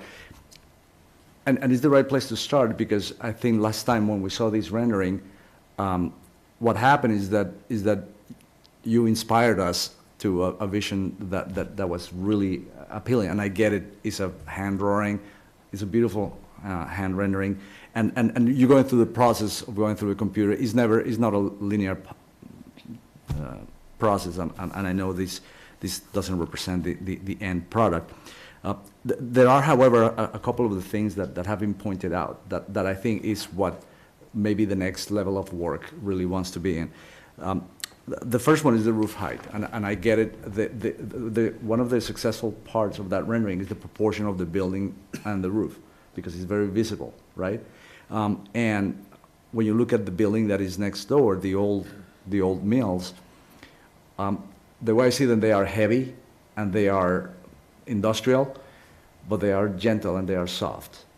And I think that is the kind of the nature that this rendering brought, like, okay, we can extend that in a different way, in a modern way, that's fine. But I think that's what I feel is kind of missing in this part of the process that can be recovered. So the first question, I guess, for us is the height limitation is what forcing this change, just for the ridge. So I think the roof plane, I mean, the other roofs are mansard roofs. I mean, they are overly exposed. We're not thinking that we're going to do the same. But it was an important part. So the question is there a latitude to allow for a different ridge height just without changing the building to get that proportion? I would ask ourselves to think about that first. There are other ways to do it by lowering the ridge line, but I think the proportion of the roof and the building are out of whack here, and that's one of the things that kind of impacted me first.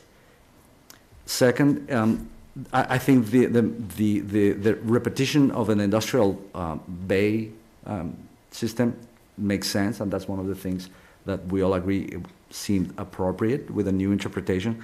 I think what's missing here in terms of the softness is that if we take one of those bays, you know, the two pilasters and the openings that you're representing here, we see like one detail, right? And then we see it like 400 times.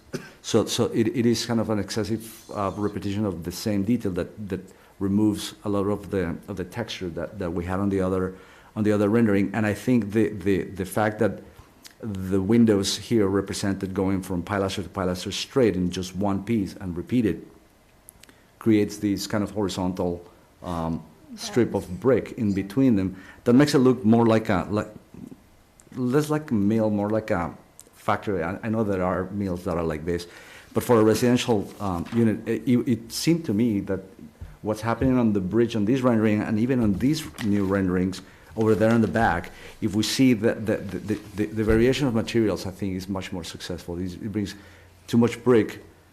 It seems it's making it overly heavy, and the same window proportion all over the place with no variation between the first level and the next level. is I think one of the things that could be explored.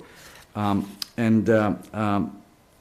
same with the towers. You know, the proportion of the towers, instead of having this verticality of the glass, I think can be explored to be I think smaller punch windows probably, or at least a variation between the levels probably would be more successful. And then last thing I'm going to say, in the rendering of the entrance to the court area, then this is one of the things that really I think inspired us to feel that there's going to be a new space in downtown with a lot of activity, which seems like a great space to have. And I know that these renderings seem to me that maybe the field of view is very stretched, so they feel a little wider than the human eye would see it. But one of the things that I think would be great to explore is to have this courtyard not be just a street, like with curbs and with a road. I think this, to me, seems to be a perfect reinterpretation of the Wunderf concept that we saw on other projects, where it really is a drivable plaza that it feels less like a street with curbs and sidewalks. And I think if that could be explored, I think that space would be fantastic. Yeah, you can scroll down one more, Peter, I think.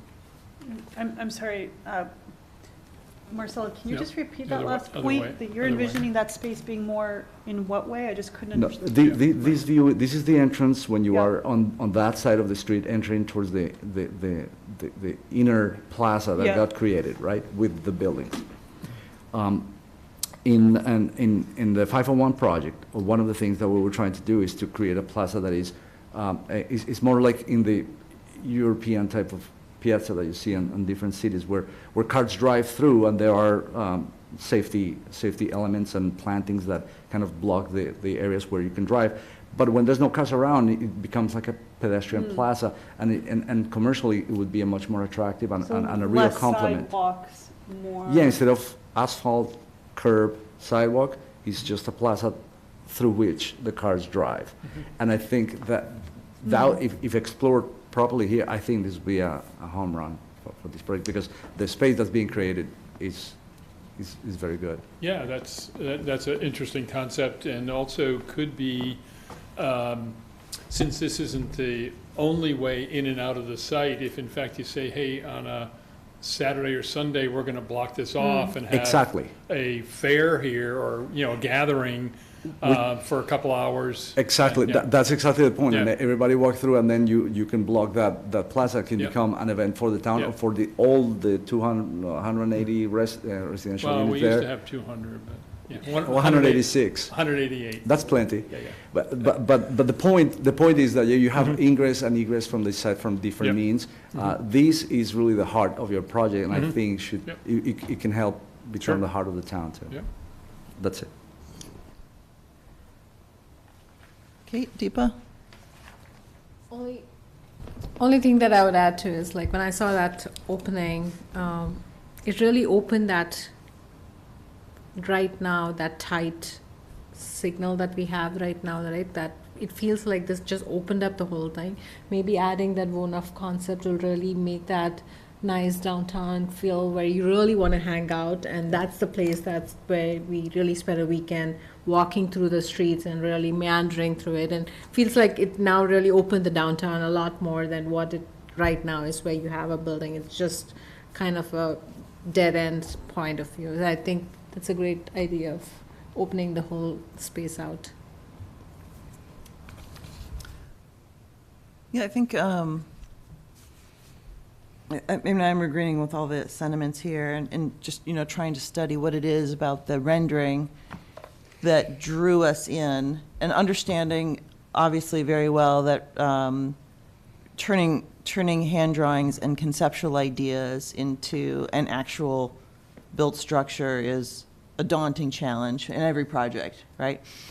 But I'm wondering here if it's a little bit thinking about things in a different way, like you know, like the roof. I assume what's shown on this roof is just a very low pitch gable.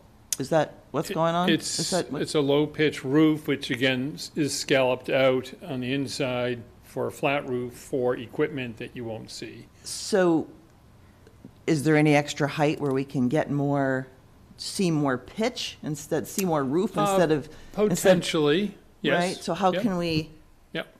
flip that up to Yep. see more roof, to Yep. get it back in proportion? Because we do want to hide that mechanical equipment. Sure. Like, we don't want to see it, and if there's a lot of it up there, right? Mm-hmm. So I think the other thing with the windows, it is the relationship.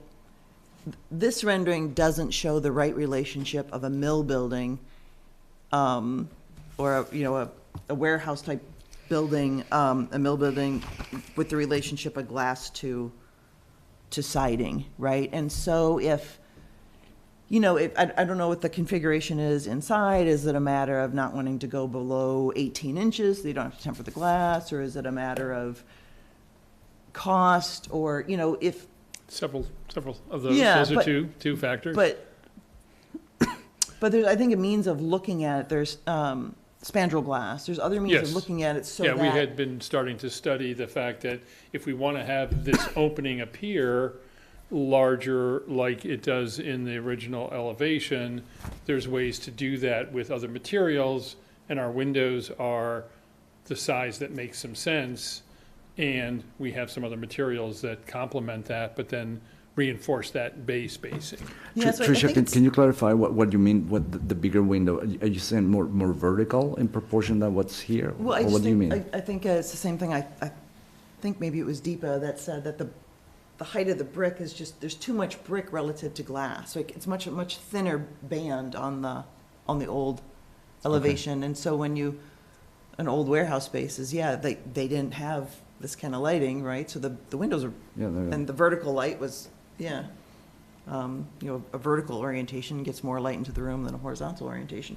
So that's part of it. I think also the emphasis on the vertical just isn't in the original rendering, and I think that makes it look more, to me, it looks more office-like with those vertical things. And the other thing to me is that the gray pieces, which I assume are the vertical circulation, or that's just how I'm reading them, have become just a different color of the rest of the building. When we look at the original rendering, the supports are very thin. It looks like it's made out of steel, right? It looks metallic to me. And here it's more brick painted gray now instead of, So it you're doesn't- saying the towers? The towers. No, the towers are intended to be metal. Yeah, but they don't look metal. They have Yeah. they're very thick. They're a little, too chunky. Right, so Yeah. the original, it's just, it's Yep. very thin, which what is metal can do, Yep. right? Yep. And so those are the kind of, I think it's going, and also along the roof on the original rendering, there's this great little bracket detail. Right, I mean, yes. it's just a line, but it is stuff that you see on old warehouses, right? Yep. They're there. Mm-hmm. And so it's that kind of detail, all those pieces coming together. Mm-hmm. It's kind of like you dug yourself a hole, because now you have to go back and keep looking at that rendering. No. And say, how do I no, make it happen? 'Cause we Again, all this like- is the process. Right, And, it is. It and is. again, we're aware that as you move to this, method of, again, trying to understand does this work, number one, floor plan wise and elevation wise, and then how do we apply material expression to the whole building. And then going back to, again, the original revised concept to see how it can better inform this, so. Yeah, it'd be interesting to see, like in the last project, we just saw that slice of the building with materials kind of plugged in. Now, whether it works on the whole building or not, but they were examining it in a slice. Right, yes, that's what I was picturing, that the Yeah. next iteration would be a couple of elevations blown up to say, here's what we had conceptually, here's Yeah. what we're moving towards, and here's how these bay spaces and materials will be on a typical bay. Yeah, to kind Yeah. of go from looking at the macro to Yes. kind of zoom in and look at the Yep. micro and then come back out again. Sure. It might. Yep, But if I could add Dense just there. to that point, Tricia, not only that, but make sure that some of the odd conditions of different corners they don't have to be treated exactly the same. It cannot be, it doesn't have to be repeated everywhere. Right, There could be variations. Agreed, yeah. Yeah. Very briefly, first, I just wanted to say thank you for proving, for my generation, I really appreciate that you proved that human being drawing is better than computer AI. So thank you for that. I had two things in the original drawing, since we're all like doing like a love letter to your original drawing. There's two things that really spoke to me that I wanted to highlight. So if you could bring that back. And then I had more of a radical thought. But let me start with what we're all doing, which is paying homage to your original. So the two things that really kind of I thought about that, other than the roof, which everyone has talked about, is I actually liked that second floor balcony feel. There is that rendering, there is that person standing there, and there was something about that, the openness of that and the community feel of that. And then the other thing that I really liked was the, I don't know what you call these two towers, I guess. The element of the brace frames, cross what do you call brace, it? yes. Exactly. It was really appealing to me. I think because my eye went right for that center, and it created kind of a smaller feel in those two those two things. So that's sort of the traditional thing that I wanted to say. The more radical concept is if we're limited as far as height for that roof, I'm thinking two things, and they're a little kooky, but I'm going to throw them out there. One is solar, and two is a green roof, because that would be really unique, and it would be a way to visually add a green element on top of that roof that would kind of spill over without creating a roof. Meaning maybe we can escape the height limitations, but still have a really unique element of softening of green and solar on top of that building. Well, right now, the whole building is covered with solar panels. The whole roof currently is covered with panels, and the intent is to remove those. Rich, correct me if I'm wrong, store those or whatever this deal is and reinstall them on the new building. And maybe I'm not saying it right, because as I was looking at my phone, and I was not multitasking and texting anyone, but I was looking at green roofs through the state of Massachusetts websites, because the state is quite supportive of these concepts.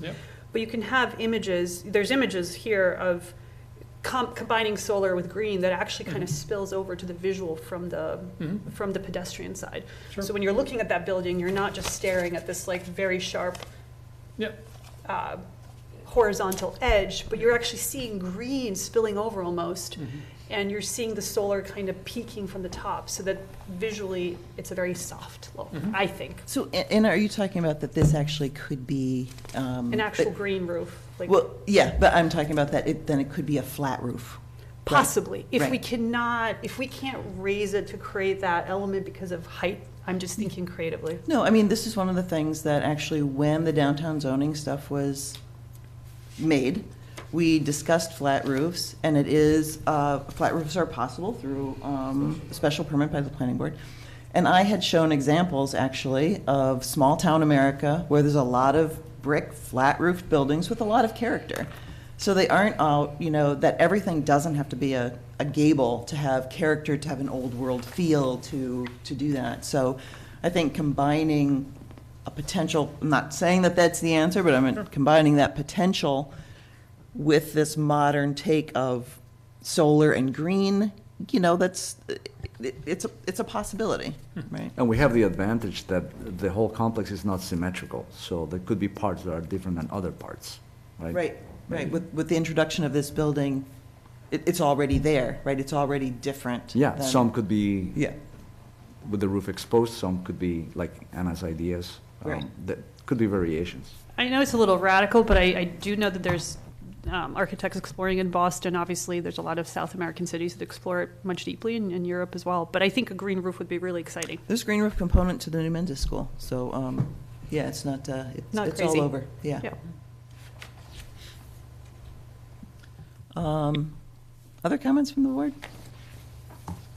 I have one that's we're possibly not ready for this, but we had met with the Conservation Commission, and we kind of wanted to make sure that we were in sync with them and exploring when the project should go. And I don't know that that's entirely up to us or the applicant, but I want to make sure that's on our radar screen, and maybe we should communicate the status of this project with the Conservation Commission if this kind of the the footprint is settled, that's probably something that is under their purview, kind of. I don't, They've already been through Concom. It was just I'm gonna throw out acronyms, I don't remember what they are, but the ORAD and ANRAD, and they use those. So I think that was just that, but there's other things for the Conservation Commission, I believe. So, I agree. The applicant has been to conservation, and they have done I believe, ANRAD. And all the ANRAD does is it outlines the wetland line of the river. I do not believe at this point that they've been back to conservation for their full stormwater RDA filing. which you wouldn't want to do until you're sure the footprint is set. Correct. That's correct. That's correct. Thank you. Yeah, that's correct. Until the footprint is set and stormwater is taken care of. And obviously, that's the time where we're going to look at, the more of the environmental effects of the site. DEP's been involved. That's the RAM plan, the environmental plan with Mr. Campbell, who is the site plan, the LSP, the licensed site plan professional. So I think that's when those questions really start to kind of have to be answered from an environmental standpoint, stormwater standpoint. Yes, conservation is that element to go to. And there's still the floodplain, which I recall asking at the very first hearing whether that was our purview or conservation or both. I recall the answer was that has to be looked into, so maybe that just has to be somewhere on our radar screen. What about the floodplain? It's, I believe part of the special permit was that it's in a floodplain, and what the process for that, no one has explained yet. I think that's still open. So the building is in the current floodplain. Obviously, there is a structural wall in the back. Yeah. There's an existing. I also know this is a mill complex and it predates a lot of elements, and so I can look further into that. But there's something in our either bylaws or state laws or both about that. That was on the original application. Right, I'm just wondering what you're looking for at this point for them to, to look to. I don't know if it's, so 100%, I asked this on the first hearing, is that us? Is that the town? Is that the Conservation Commission? Like, who has jurisdiction should be doing? And I just want to make sure we're not forgetting something we're supposed to be looking into, or when we pass it off to the Conservation Commissioner, or that's not forgotten. Is that something you can review with Becca? I can review that with Becca. Okay. And go from there. This is a mill complex, so it does predate. I know there's some, it predates some material. I mean, not material, but and/or regulations. But I'll iron that out with Becca in the coming days, and I can get an answer for you. Because I thought the understanding was, and I guess this would need to be verified, that as long as they don't touch the wall along the river, that's the boundary. That was my understanding from the initial site walk. Now, whether someone, I heard a voice on the screen. Joe or? That was me, Trish. Yes, that is correct. That's from our town council, our Conservation Commission, or the applicant? And where is that from, Rich? Who makes that determination, or where is that regulation, bylaw, law? I'm not sure exactly where. George Connors could answer that specifically, but he's mentioned it several times. Okay, well, let's track that down. I'll track it down and Okay. I'll dig it and I'll unpack it, and obviously we'll bring it back to the board. Right. I mean, my suggestion would be also we could write to the Concom and just ask how they envision, at what point do we need to come before them? That would be another thing to ask. Yeah, I think, I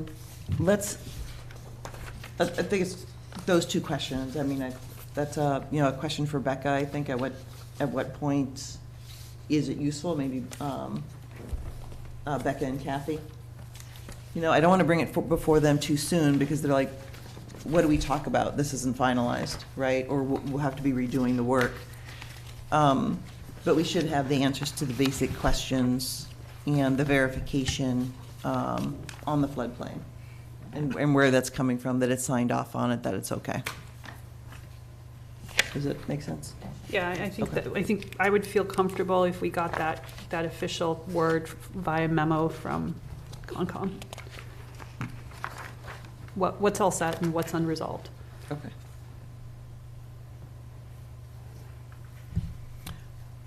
All right, we're doing good on time. Any further comments, though, from the planning board, or is it, our next move is kind of fairly clear? We're pursuing anything having to do with flooding, Concom, we want to make sure that that's all taken care of as we move forward with the design and having the rendering and the computer model get on the same page. Make it more human, less Basically. AI. Yep, I'll check in with ChatGPT and we'll get it done. And I'm sorry, because I'm not used to this procedure of going back and forth, but are there any other members of your team that want to have anything to comment on tonight? I feel like I've been neglecting. Rich or Joe? Oh, I just had one comment. I used the term that the renderings that you all liked last time was industrially chic. And maybe we've lost a little bit of a chicness on it, but I think the idea is to soften it up from my review of all your comments, all of which I appreciate. But I was hoping that I could ask a question tonight about when we would get referred to design review, but I think I should withhold that question. I don't think we're there yet, so. That's why I'm not going to ask it. All right, sounds good. I will say, as I always do to the board and to Peter, certainly we'd like to get back to you at a meeting that is most appropriate for both sides. And I think maybe Scott's the best person to determine when we should come back. I don't need to impose that on him, but I think he's the one who has the work to do. So. Right. Fair enough. Scott, what do you? You looking at What are 2 your- weeks? You looking at 4? It's 4 weeks. Okay. Yeah. Can I make a comment that if we do that, like, is there any way, if we're gonna get the drawings that night, it just puts us all in sure. a bind about, Yeah. like, the communication back and forth, Yeah. and I don't want us to be we're holding it up, but it's not appropriate to have us full comments on seeing it tonight. Absolutely, and the applicant was made aware of that prior to this meeting, So can we in a make nice it way. a Yes, continuation? I will recognize that the standard procedure for filing of documents with the board from this point forward will be no later than the Friday prior to the meeting coming.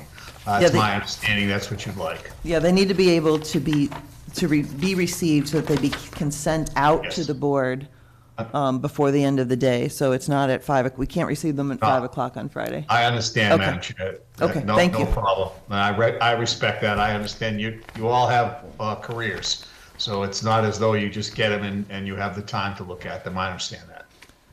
Thank you. And Rich, do you have anything you want to add in tonight, or are you good? I'm good. I like where we're going with this, and all of the board's comments were appropriate and well taken. And Scott and I have a little bit of work to do, and we'll look forward to getting back in front of you guys in a month. All right, so we're looking at, is that May 11th? That's May 11th.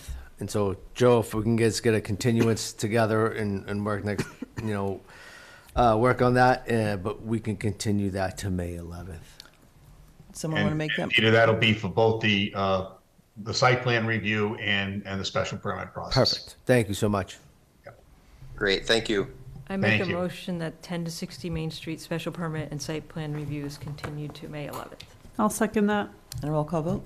Deepa Venkatai. Anna Tesmanitsky, aye. Marcel Barjona, aye. Catherine Jersey, aye. And Tricia Kendall, aye. So that will be May 11th. Thank you. Thank you. Good evening. All right, so why don't we go ahead and take care of this other, Thank you. thanks, Scott. The withdrawal, let's take care of that before we. I'm going to step out for 5 minutes, take Oh, advantage of okay. that. Have fun. I'm just going to use the ladies' room and I'll come right back. So we all got the, Do you want me to bring it up on? Do you want me to bring it up on the screen? is it in our thing? I have it Yes, there. it's in the packet. Yeah, It's yeah. number 3. Yeah, okay. And I can just, so I'm just trying to clean up my screen, I'm sorry. Just to state for everyone at home, the public, the application for 301 Pond Street. 301 Pond Street was a Shaw's redevelopment plaza. And with that said, this special permit and/or application was never functionally opened as a public hearing.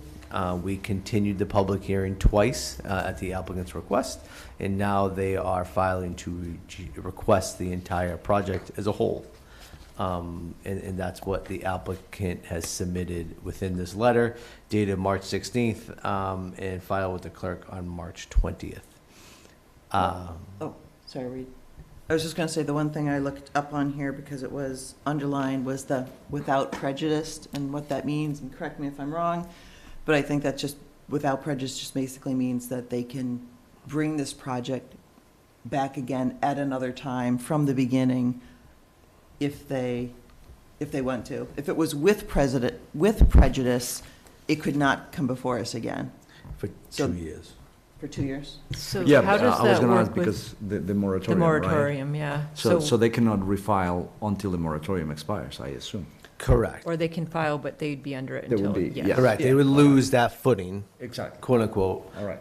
They would lose that footing. Also, just want to bring this up, and I just want to make a note of this, is that it says in the second paragraph, on behalf of the applicant, we are withdrawing the above reference. At this end, we respect the request of board vote to accept the withdrawal of Eden's Wind development without prejudice. The second sentence says, moreover, since the co-applicant had not appeared before the board as a part of a substantive hearing, we also request a reimbursement of the filing fees paid to the town in connection with the application. Now, just to make a point, this applicant paid $31,000 as the application fee for site plan review, and that is due to the number of units per se, right? And so the applicant has, within this letter and also within telephone communications with me, kind of discussed that process. Now, I just want to bring that to as a point. The special permits that they had to submit, they're not asking, I think that it's appropriate for the town to obviously take those. However, $31,000 is a lot of money. I don't think anyone has to discourage that. However, I think it's appropriate to talk about, should a sum of money be returned to the applicant because it was never really substantively opened. We have the ability as the planning board to make that motion and/or take that into consideration. In doing so, I have tallied up the cost for the ads in the public hearing. I have also tallied up the cost of a butter notification. Both of those happened twice, so that was a multiple.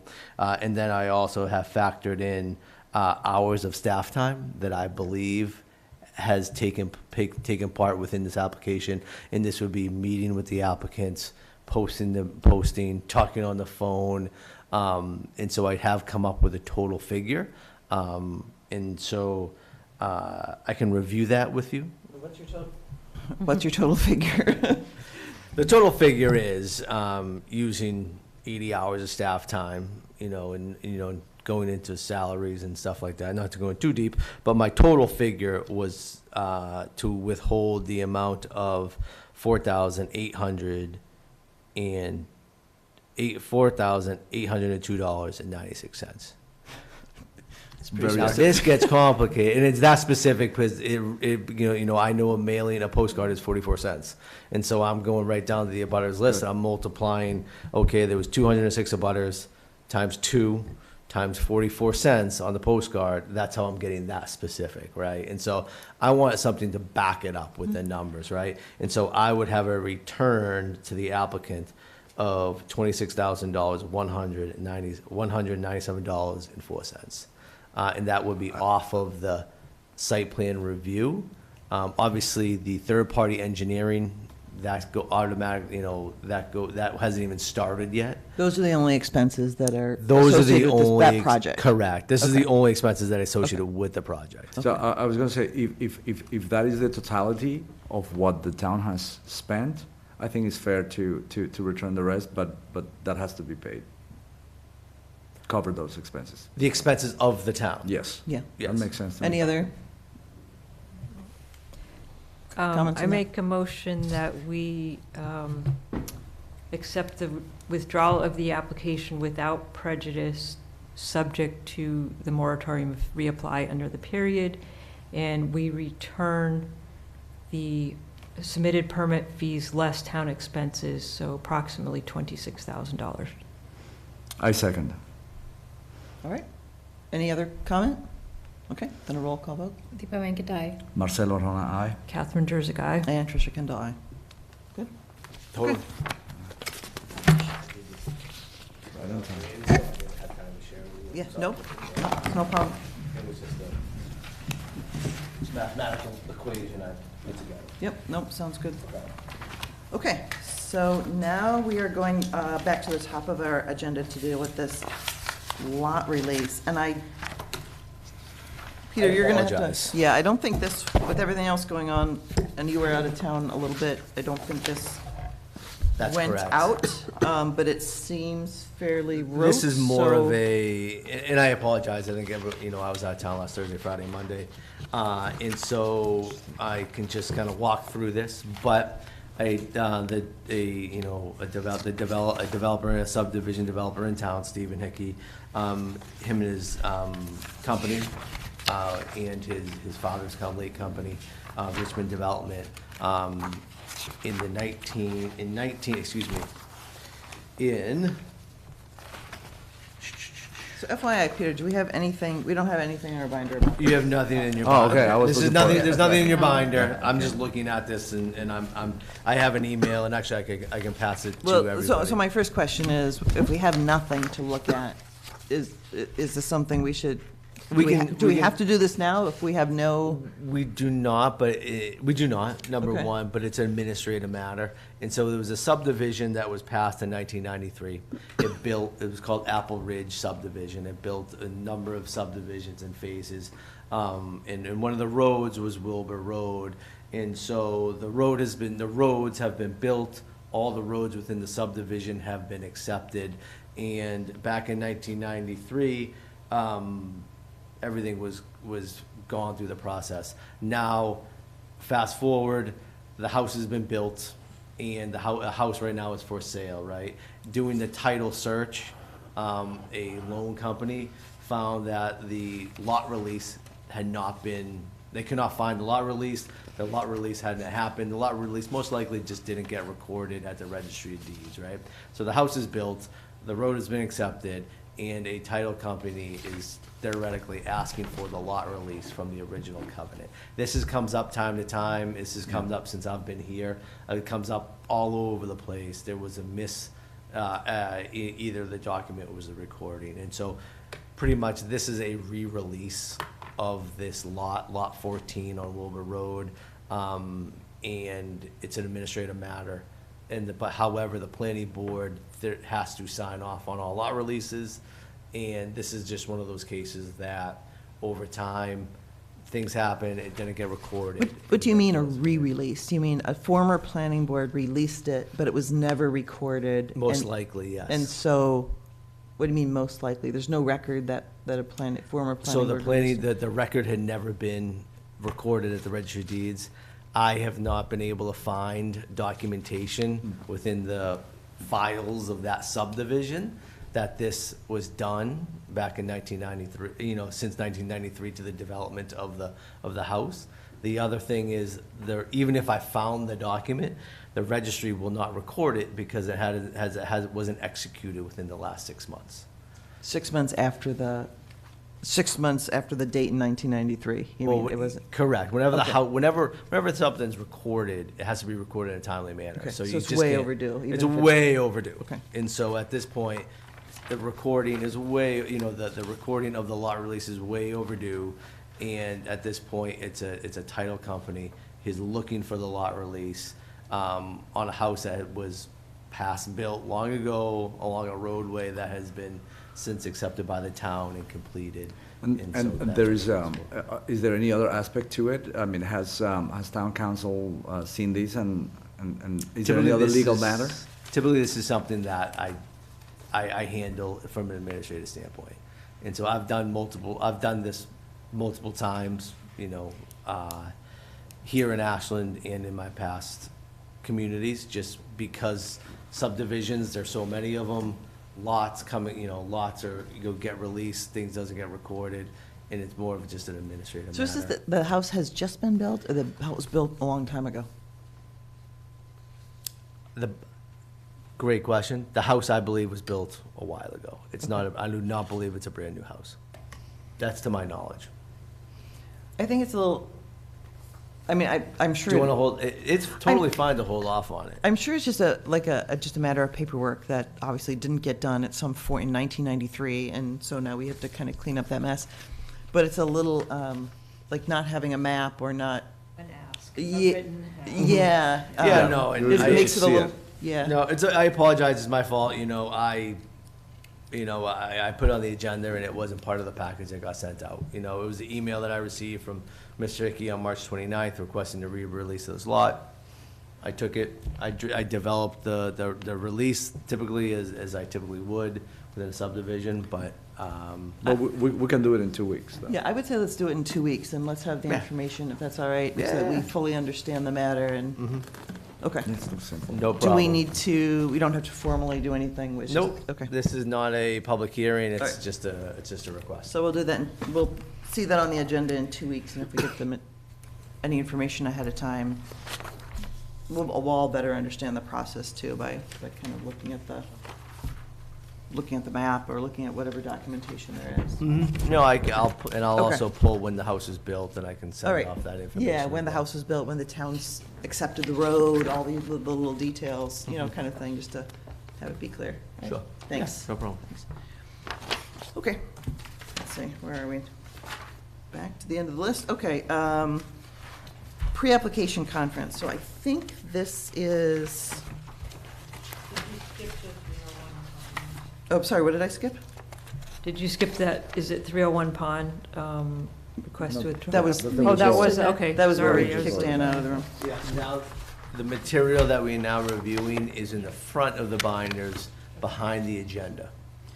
Yeah, so the sustainability best practices list is in there first, so we can skip over that to go to the, I've been working on this with Alvaro, as we kind of discussed at the last meeting. Before this text, I don't think we have it printed out what it was before, but it was kind of just big paragraphs, and This is better. I was gonna say, it doesn't seem super simplified as 2.5 I thought it was- pages, but that's about as. I thought it was great. And Okay. so it's already on the website. I think it looks beautiful. Yeah, Alvaro put it up, tried to make things as clear as possible, but there's a lot going on in here for site plan review, special permits, ZBA, like all those are different things. I think it's So- great. Okay. My And only actu- thought would be when there's time, if there's resource time, to add like live links to these boards so that when people go to the site, they can like click on ZBA. But whatever the other Yeah. organizations are, but I whatever. think he was that's gonna do not- that, and I also see that subdivision and appeal don't have times on them, so there's little Yeah. things to fill out. But I thought it was great. Thank you. I see this as something that's kind of like the sustainability thing when we get there, is kind of a working thing, and we make suggestions and have Alvaro and Peter make changes as we think of them or see things that aren't clear. Also, the direct link was added to our website.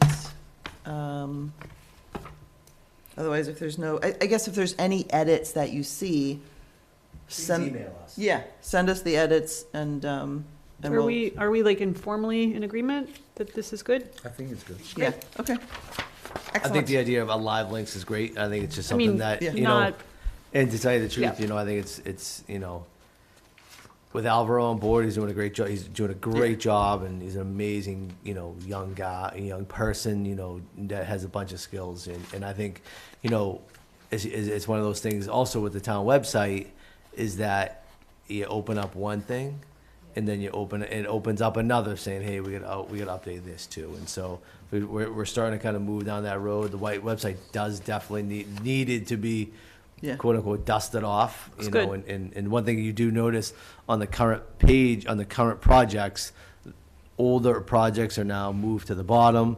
The 2 live projects are alone up at the top as open projects. Yeah, All information has stayed on the website, but now we've just kind of said, okay, these are the open projects, which would be 10 to 60 Main, 9 to 49 Homer Street. So as one goes on and says, look for an open project, it's gonna be at the top, and you're not fishing for any Yeah. project. So I So just wanted just to make a con- note of that. yeah, so we'll just, obviously just continue to make, piece by piece, we'll get this thing updated, more user-friendly. Okay, so this second thing is it still says sustainability checklist on the agenda. We've kind of changed that, what that's called. So I was working with Marcelo, the 2 of us from the planning board, Kathy Rooney and Ujwala Panaker from the design review committee, and Matt Marshquist and Kara Hume, not quite sure, Hume, her last name, from the Sustainability Committee. So we had 2 meetings, and then people would review the document in between, added some things, we reorganized it. A lot of the original information came from either our own conditions, sustainability conditions from recent projects, or from lists that the Sustainability Committee had already provided. The Design Review Committee added into that. And so what this is intended to be is not an assignment for applicants, but as it says in the intro, best practices that we are encouraging to be able to put in the easy ones and then challenge yourself to put in the hard ones as much as possible. Obviously, not every site is going to be able to do all of these things. And I also see it similar to the website that we were just talking about, it seeing as something that's going to change over time. In fact, I think once July hits, some of the things about EV is going to be out of date. Yeah. So, but for now, until July, they're okay. So things that we'll still need to, that we'll just continually need to revise, either coming from sustainability or us or design review committee as those revisions are needed. And the building code, yep. The goal was to not have things in here that are already covered in the building code. Oh, I'm sorry, what's that? The building code is gonna get pushed out. Oh, you think? It's supposed to be July, but it seems like it's gonna get pushed out to next year. But energy code is still applicable. Got it. So along that lines, I thought that Yeah. the solar ready had to be for like commercial buildings, and that's on here. The project will be built solar ready, and isn't that a building code? Yeah, that already- is. So I would like to see, I strongly support not having duplicates, because that looks like it's either kind of fake on the list, or we're trying to overstep in both, so that should be taken off, I think. Which one taken off? Energy source and use, the project will be built solar ready. I believe that's a requirement. Just for Oh, right, clarification, okay, I can confirm that new residential has to be solar ready. The commercial, I would have to check with the building Okay. commissioner, because commercial is a different code. Yep. Yeah, I'm not sure either, like, because I know buildings have to be built structurally to hold solar panels. But I'm not sure, do you know something about that, Marcelo? I don't know the details of the energy code, but I know it's a lot stricter, and the stretch code obviously makes it even more. So I don't know if it would be solar ready, but that's something that's easy to find out. Yeah. I agree with the spirit of what Katie's saying. If it's in the codes, we should not even touch it. That it is the law. Yes. We don't have to mention it. That's why I'm saying some of the EV stuff Yeah.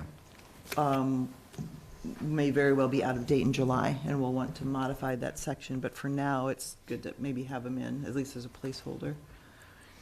On the stormwater, would we want to add, I probably have notes somewhere, but it's the GS 14, that's, I think the Conservation Commission hasn't updated their bylaws. It's a long process to update bylaws, but every applicant, they ask for that and they end up getting it. Would we want to put that in here? It was like Atlas 14? Atlas Oh, the Atlas 14, 14. sorry, I think yeah. the Conservation Commission has updated their regulation. Oh, they did? Yes, Okay, they 'cause- have. They've already updated their regulations. I think it's something we can add to that sheet And I think it's, No, in the same spirit, if they have it, I just don't, Yeah. last I knew, they did not have it, they were still working on it, so. If they have it, we should. we don't they've, need to I say. believe, I can confirm, but Okay. I would, I'm 99% sure they've updated their Okay. regulations. And I can tell you, excuse me, when applicants come in for site plan review, that's one of the first questions out of out of Becca, our conservation agent, is Alice 14. And Alice 14 is just the new precipitation Yeah. data, updated from, I believe, I So- don't know. So we think right now we can confirm with Becca that it's one of those things Then that. we shouldn't add it, that but if it's on not someone's for now, let's requirement. put it on here. Yeah, because if it's on someone's requirement list, we don't want it as a best practice, Yeah. right? It's a requirement, do it, Exactly. yeah, so. So something that may not be on a requirement list because it's fairly new and I'm still doing the research on it is the issue that came up at our last meeting of PFAS. PFAS. PFAS, yes, which is still a very new area, but it's evolving, right? And I'm looking at an article, and I can send it to Tricia, of construction materials that utilize PFAS. And there are industry folks discussing a practice of avoiding construction materials that have this. Sometimes this is difficult to do, and sometimes it is possible. And so I would suggest we consider having a request to try to avoid those types of materials. And I'll send Tricia a list. Why don't you send it to Peter and he Okay. can forward it informationally to the whole board? But also, let's make sure, because there are, the list talks about potential certification or similar level of LEED certification or other systems. And sometimes those systems already have what Anna's saying. Absolutely. I'm not So- saying we can so- avoid it, but So if it's there, I mean, it would be embedded into, we're encouraging them to consider that, right? Certification includes the material and the sourcing of the materials and the health declarations and all the other things that go with. Does everyone know what PFAS is? Yeah, Okay. that's what we talked last meeting about, the Yeah. plastics. It's a forever chemical. It was Chemicals. historically used in waterproofing, and the chemical has entered aquifers across the country and probably in the world, and there's no way to break it. There's been no, from my understanding, there's been no way to break down this chemical. And so this chemical PFAS used historically in materials, and one place I heard they used to use it in the development of floss in your teeth. And so it's everywhere. Lovely. You know, and so, but yes, it's been found in water supplies across the state, and now the state's really coming to. the feds. In the federal government, the state, it's really the next thing on the radar is to say, okay, what's in the water supply? What can we do about it? But it's a forever chemical. The challenge is it's a forever chemical, and the breakdown of the chemical is very Yeah, so, difficult. yeah, so why don't you send the article? Yeah, I did. And we I was can- surprised, like shingles, roof material, paint, there's a ton of construction material that has it. It's all and there are waterproofing. It's choices. all waterproofing. Exactly, Yeah. including solar energy panels, which apparently also have it. So I think we're gonna have to explore that and just think about it, so. Yeah, so that's often the case with things like this, that you can eliminate one thing and it causes a problem with another thing. But I think the industry's starting to move towards avoiding it, right? So can you choose a solar panel without it? Can you Yeah. make those choices? Right, if those choices are available. So, yeah, so anyway, I see that this list is that kind of thing. Someone finds out something, brings it to the table, and we add it to the list, or something on the list becomes outdated or because building code, we take it off the list. So it's kind of this flexible document, yeah, that we can, And this will be given to every applicant at the beginning of the process. that's my hope, Yeah.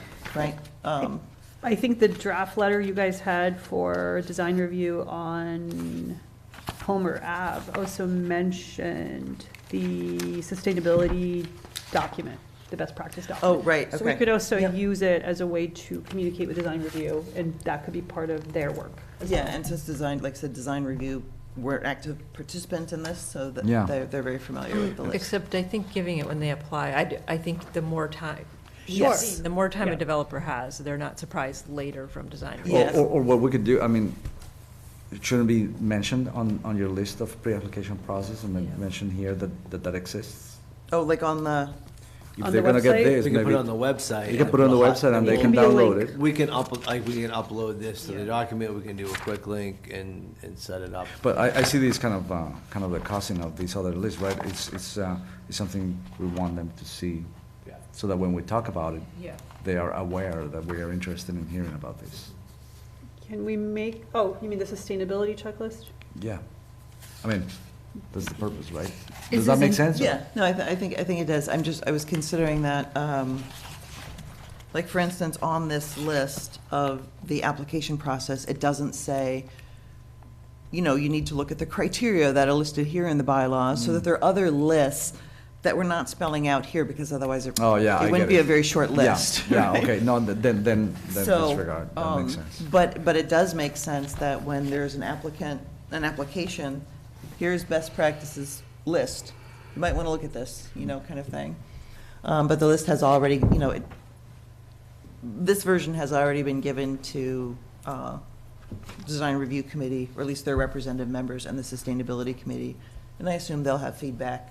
I assume once in a while, maybe once a year, maybe every 6 months.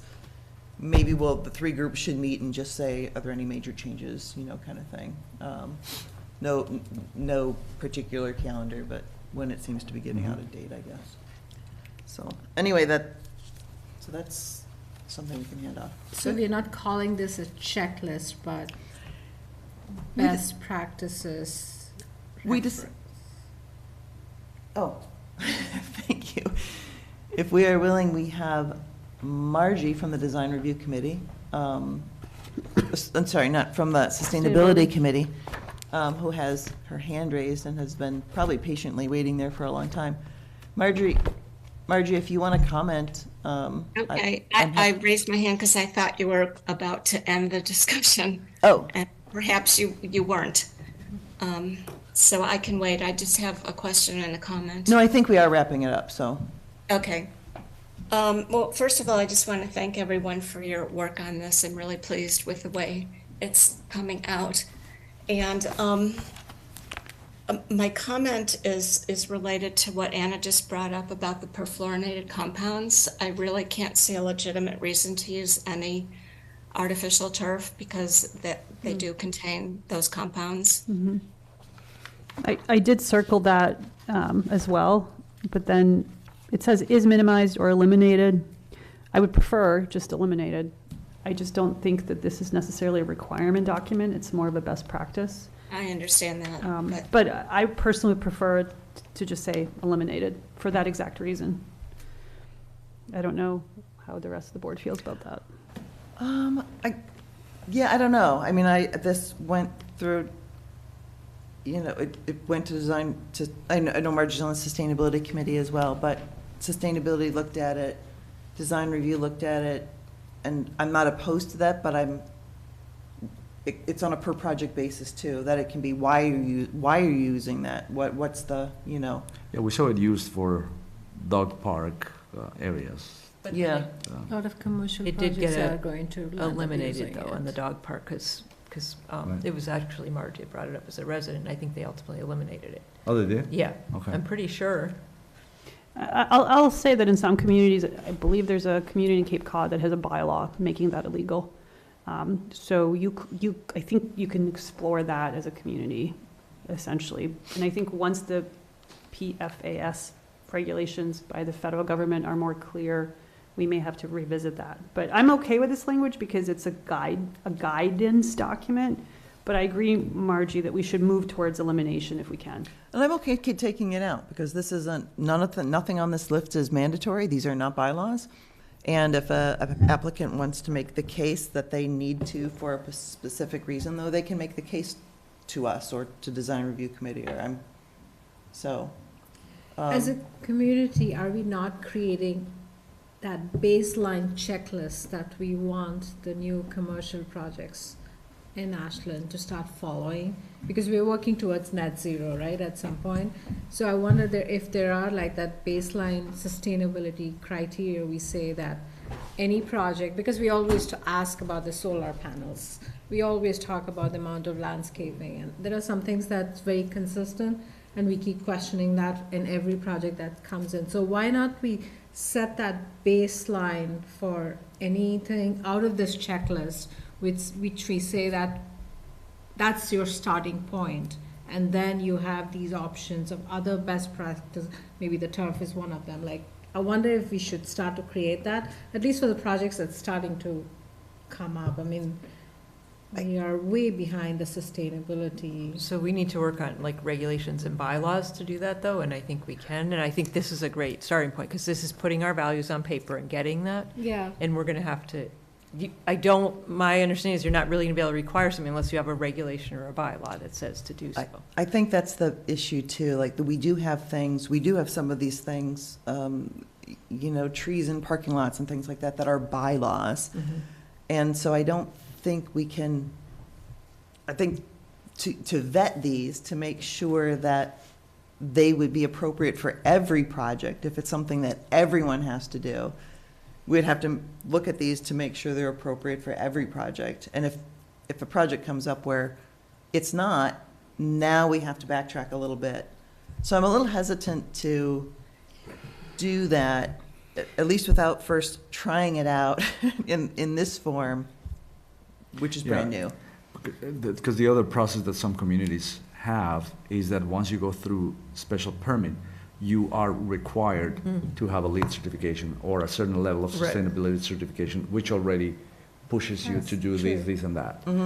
We don't have that. That would be a reasonably easy bylaw to cover it globally without getting Sure, specific. but Yeah. now the other hand of this issue is that these communities are very large cities that have the luxury of saying no to a lot of development, and not necessarily is the same for a small town like us. I mean, for some- PFAS or whatever they're called, there's gonna be a federal mandate. I mean, the Biden administration is Yeah. pushing for that. So I think there'll be enough push that it will be possible. I'm okay leaving it as is. I think we should aim for eliminating turf, but we should revisit that as we learn more about these chemicals, because it's not just turf, it's all kinds of things. Do we want to take it off? We can, just take it off before posting. It's not like a formal What do you vote. mean? It's not a, You mean take it off the entire No, sentence, or make it eliminate? take off the minimized. I say take it off, because it's a best practice. Best Sure. practice is, All why right. would you need synthetic grass? I Like, will come on. have, I will take it off. Make it Yeah. eliminate. Yes, more Give it a shot. definitive. Yeah. So, all right, so thank you, Margie. I appreciate that. And just FYI, the turf also creates microplastics and sends them into the environment. So, All right, thank you. thank you. So, yeah, so like I said, we'll take that off. We'll get this ready for, and we'll just continue to review it once in a while. The design review committee will be using it as well, and just keep it updated. So, all right, so thank you, everybody, for that. Next on our agenda are just reports. The scenic roads outreach, I've been working with Elvero. Elvero has been working on the scenic roads page on the Ashland website to make the information there clear. I gave him some corrections back, some red lines. I'm not sure if he had time to do those last week. But that is, he says new web page developed, so it's in process. No, it was, I mean, there was a lot done. It was, I Okay. looked when I saw it in the agenda, and it was a lot, and there was a little table of the streets, there was a map. It's hard to Okay. read the map, but if you knew what you were looking for, so. That's right, he was gonna add a map the last A time. lot of- We're working on a map, so Alvaro nor I have a GIS Esri license. We only have 2 in town, and so we're waiting to get some help from who has those licenses to create a map so we can plug that in to highlight which streets in town and from what point are Awesome. considered scenic roads. Do you have But microstation? What do you have for GIS? we have Esri. Yeah, we did. They just have Esri. I don't have. I went to school for it. So does Alvaro do, but it's kind of like we don't. As you know, the licenses are very expensive. Yeah, so the other component of that is that we're also revisiting that idea of sending a postcard to everyone on a scenic road, like Deepa here, to make them aware of the website where they can find the information. Hey, you live on a scenic road, you should know, blah, blah, blah. Right, so that's, Yeah, that's in the works. I think number Yeah. one, we want to have the website ironed out, developed before we send out people there. a postcard with a hot link Yeah. to the website. So I think we want to kind of make sure that's the first play. That's the first Can we step. include the planting of that famous tree You know what? as part of the postcard I'm and working have a on little the event? DPW with that. Yeah, and And I I- think we should do a little event around it. Like, we finally did it 2 years later, kind of thing. Anyways, it doesn't have to be a 2-year thing, but what I'm saying is let's celebrate that. I think we wanted, I remember we talked about using that as a public outreach type of moment. At least that's what I remember. I do remember the same thing, and I talked to the DPW about getting that tree planted, and it's on their It might list be of an things. interesting, I think the concept we discussed in all seriousness, and Deepa, you may have been the one who suggested it, was some kind of almost like a ribbon cutting ceremony around this thing that is being done, and having that be used as a PR type of communication to the public, an educational thing. That's what I remember, but it's been a long time. I do not recall. I do not, I know we wanted a tree planted there. Yes, And I maybe, know- maybe and that's what- our new assistant planner can think about that. That's what my goal is to make sure a tree gets planted That's there by right. the Great. DPW. Wonderful. Right now. Okay, amazing. So we make our deadline, which is going to be 10:15. We have 20 minutes left. Are there any other, comprehensive plan has been meeting? Do you have an update for us, comprehensive plan? Not too much, but did we skip, I know MBTA Communities, Peter said, is after town meeting. The economic impact tool, I wanted to see if we could, now that we have an assistant town planner, maybe rise up, kind of getting that tweaked and We can- understood, and, It's on our radar, and we're working on it, I can say. because there's projects coming, I think people, that's pretty Yeah. critical in We want to be able to evaluation. use it. To use it, Mm-hmm. okay. I can just briefly, the comprehensive plan, we have, went through review of applicants, interview of applicants. I forget the date, but I think there's a prearranged coming up to present the applicants to a joint planning board, select board. I think, May 11th. yeah. Yeah, okay. And, We're not done with all the interviews No. yet, but we're wrapping them up. yeah. And then the RFP responses were received today, I think at 11 are due. They have 3 that are being vetted. It might be possibly one had a small discrepancy that they're working, if that's allowed. And so they aren't even publicized out broader yet. And I'm so sorry, it just the way, they were due at 11 a.m. today. Yes, I'm sorry. Not that we got 11 RFPs, we only got 3. 3. Yep. Did I say that? I'm sorry. It's No, it late. sounded Okay. like there were 11, so I just Okay. wanted to make sure. It was only 3. It was 3. So those will be in the process of evaluating and moving on. So it's kind of, I look at it as plodding away until we get the group going, Yeah. which is May The steering committee, May 18th. 18th is the first meeting. It would be Right. interesting to know if they all fall, maybe after you guys review it, within the allowance that we put for that Mhm. scope of work. I don't So a remember request if for we. proposal, so a request for proposal, RFP, in a separate envelope. Yeah, It exactly. would- You're gonna be- Yeah, so that's like further down the line, we'll find that out. Yeah, so further. when you do, I'll be curious, because Oh, that's true. hopefully we None might allocated be in the budget. hopefully we allocated the right amount on that. Yeah, okay. Well, we'll look forward to that. I will add that we had over 50 applicants for the steering committee for the precincts, for 6 precincts. There was over 58 or, yeah, so that's pretty cool. That's great, yeah. Very cool. All right, jump in if you have some other report, anything that's under other. Otherwise, I will say that, just on the CPC, that I'm asked Aaron Ladd, who's the chair of the CPC, I think he was on the meeting earlier, to have the CPC come before us at some point to, again, just informational, we can understand better what they do, the better the kind of pools of money that they have, because it's been, to understand what those things can be used for. Because when we have something before the planning board that fits in one of these categories, we should be suggesting, hey, can we use some historic funds to take care of this? Can we help out this project with that? That's what that money is for. I had asked Aaron, about it, and I said, well, it seems a little, what's the word? Working at cross purposes for me to be kind of looking out for ways of spending this money. And a conflict of interest, that's what I was looking for. And he's like, no, that's exactly why you're on the committee, is to watch for projects on the planning board that can use this pot of money that they have sitting there. So I thought if we all understand better what those sources are, we can all keep an eye out for those type of, how we can use those funds.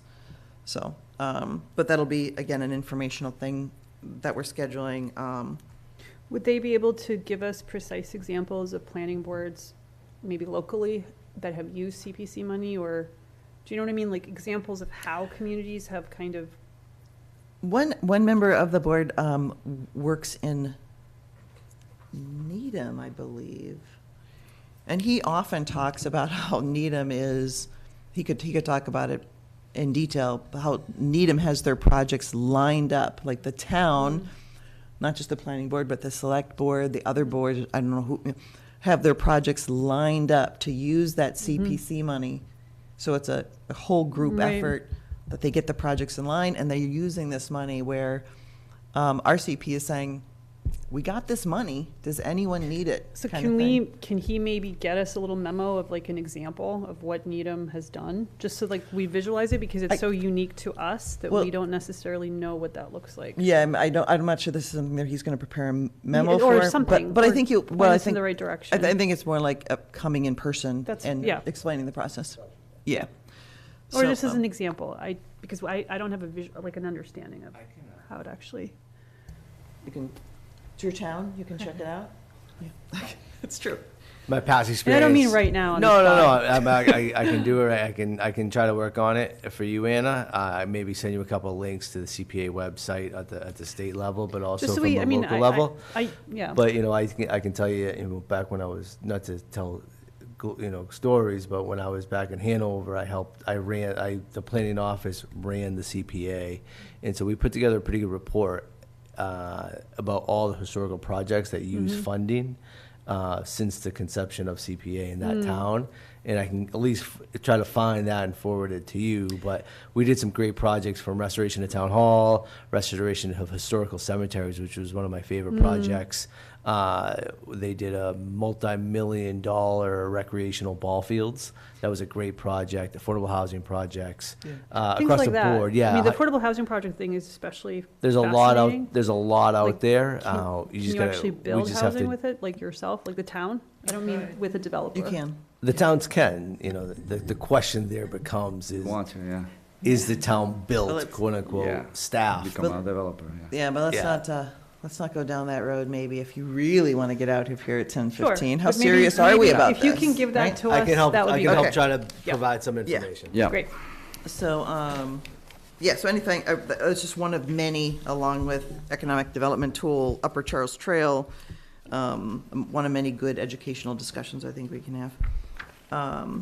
Okay, so does anyone have anything before we go to meeting minutes? I just want to make a note that I have confirmed with the Upper Charles Trail, former planning board member Preston Crow will be here on the 27th of April to talk about the Upper Charles Trail. Great. And I do want to make a note that applications received of April 3rd, just to update you, we did receive the application of the definitive subdivision for the land area known as Village of Clocktowns, which is a 2-lot Fafford subdivision, which kind of encompasses the land around the new public safety building. And so that is a follow-up to the preliminary subdivision, which we received and approved, which was filed prior to the building moratorium. So they did formally apply? They did formally apply within the time frame, and it fit all the boxes. And so now we have to go through a process of reviewing the formal definitive subdivision that's going to take place. And that is back linking back to the quote-unquote zoning freeze, which obviously predates, in the filing of the preliminary predates the passage of the building moratorium. Okay. Well, let's figure out where we're going to put that on the schedule and where it needs to go on the schedule, but we can talk about that and where it best fits. As far as, so let's look at the meeting minutes from January 26th. These yellow highlights were my yellow highlights. Alvaro, he's getting used to things and they should have been, just taken out because they're not all even edits. But Kate, my one question under clerk's report and, So I sent, I thought it was Alvaro's, but I sent to Alvaro and Peter it is exactly correct. I think I said it that way. And I sent him screenshots of the 11 comments for 12 Union, 12 for 10 to 60, and 2 for Homer. So those were the cases on our agenda, and I was commenting received about those cases. but what about the received 10 written comments? So how is that? So between the last, it probably didn't say that. Well, actually, no, I'm sorry, it does say, reported since the January 12th meeting, the board received 10 written comments, full Yep. stop, period. Of the cases on our agenda this evening, 11 comments were, and I think that part's missing, so it could be added, but it's not necessary. So the cases on our agenda this evening, 399 Union, we have received 11 comments to date. To date, okay, not okay. So Not how in the did 10. these numbers no. add up? No, I sent him literally screenshots of the spreadsheet with the dates of the email and the Okay, names. okay. And Peter has That makes that as sense. well. The recently received 10 to date. To date, It's just- so yeah. the word to date. To date for the cases on our agenda this evening, Okay, which I think I said, but it wasn't in there. But yeah, That's a minor. yep. yeah. So the one change I had is on the bottom of that first page that begins with Ms. Tesmanitsky. It essentially kind of isolates me a little bit as the one to bring up hours of operation. And I think that's a really an interesting kind of summary, because what I recall is that multiple folks on the board discussed hours of operations, not just me. And I'm not 100% comfortable with the way it's phrased, the end of that sentence. I have not had a chance to rewatch the January 26th hearing, but if that's the one where hours of operation were discussed, I would be more comfortable removing that last part and just saying that the board discussed hours of operation and leave it at that. I don't believe I was the one who initiated or was the only person who discussed hours of operation. The way this reads now, it was like all me bringing it up and talking about it. I'm not really comfortable with that. It's fine. I don't think it's what it implies, but I think you need If to be. no one else has mentioned discussing it, I'm not comfortable with it. Initially brought up by Kate, but you made emphasis on the conversation later on. I think Yeah. that's the way I understand it. So it's fine. I think you have to be comfortable. I recall the whole thing, to be clear, is we got a memo from Peter about hours of operation of other shops around and said we might need this for discussion this evening. So that's my recollection of the start of hours of operation discussion. Yeah, I don't think anything is talking about what started it. It's Well, no, I some- just said, The I person mean- who was making the meeting, obviously Yeah. just put what Anna had said, but if you would like to eliminate that last part. I let's just say eliminate that it. It's last not a big deal. section should be eliminated entirely. Obviously, hours of operation were discussed this meeting, so we should have some accuracy to the minutes. So there has to be some mention of it. The planning board discussed hours of operation, period. Or I think we have to rewatch the tape to properly capture who spoke first and No, I who don't said think what. it's, yeah, we don't So need to do that. I just need to remove that. Right now, it reads as if I'm bringing it up out of the blue and talking about it. And I'm not okay with that. That's fine. I don't think it, in my view, that's not what it implies. It just implies that you made a statement, and many people probably made statements that aren't recorded, because you can't record every little thing in the meeting minutes. Absolutely. But we can say, followed the mural report and asked for and recommended safety elements. Period. The board. As a separate paragraph, the board discussed hours of operation. Done. Yeah, this isn't, it's just to give the idea of what was discussed. That seems reasonable. Other than that, I didn't have changes. I'm not even sure why I highlighted some of these, frankly. And I apologize for the printouts because this is the way they come to me, and I have to print them out on 8.5 by 11. I mean 8.5 by 14. Oh, well, here, so I don't know why I did the Mr. Morris one. I have no idea why I highlighted that one. The members asked for a memo. That was to remind myself, hey, Peter, can you write that memo? Which he did. And then the last one, though, 10 to 60 Main, should that be 2 meetings, or is it 3 for DEPA? 3. It's 3, okay. I thought you said 2. I mean, sorry, it's 3. You missed 3, but after missing 2. Was that You've right? already Yeah. missed 2. Yeah. Yeah, I'm sorry, that 2 should, 2 is a threshold. The Mullen make rule up. just takes out 1, but you missed 2. So does that change the 2 from 3 to 2? Yes. Okay. Mhm. Okay. I made that correction. That was probably why I highlighted. Okay. Did we actually re-advertise it, though? Like, No. so that should be probably stricken from. Yeah, that should be It stricken. says Mr. Matchek re-advertised the public Nope. hearing. We did not do that. Oh, yeah. Did not do Yeah. that. We were against that. And it's good that we didn't. Yeah. Yeah, so make that change. All right, any other changes in those meeting minutes? That was kind of a long one. All right, then I'll entertain a motion to accept the meeting minutes as amended. I make a motion to accept the meeting minutes as amended. Second. And roll call vote? Do I, because I was absent on those? Oh, yeah. You were absent in both? Yeah, she was absent. Well, we're just doing the January this one. 26th. Got it. So we will start with Anna. Anna Tesmanitsky, aye. Marcelo Arjona, aye. Catherine Jersey, aye. And Tricia Kendall, aye. So those are approved. These other ones, June 27th, oh, jeez. Yeah, this is when, who can vote here? Me?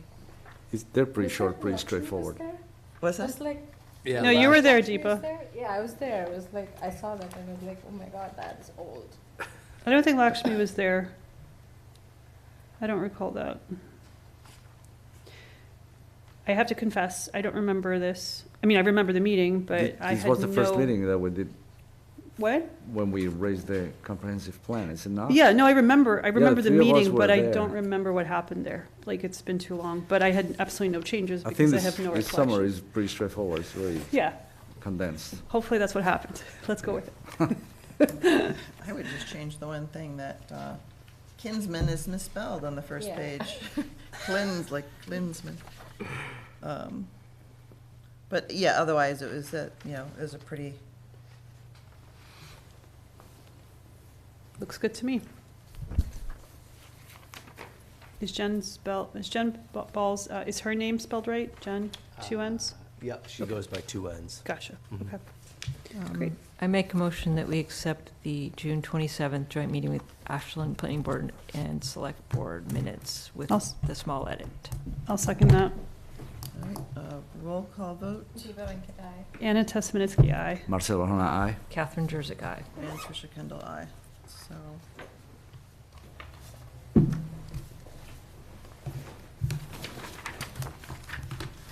You were Peter, aren't you, Marcel? No cornet on 27th? No, No cornet.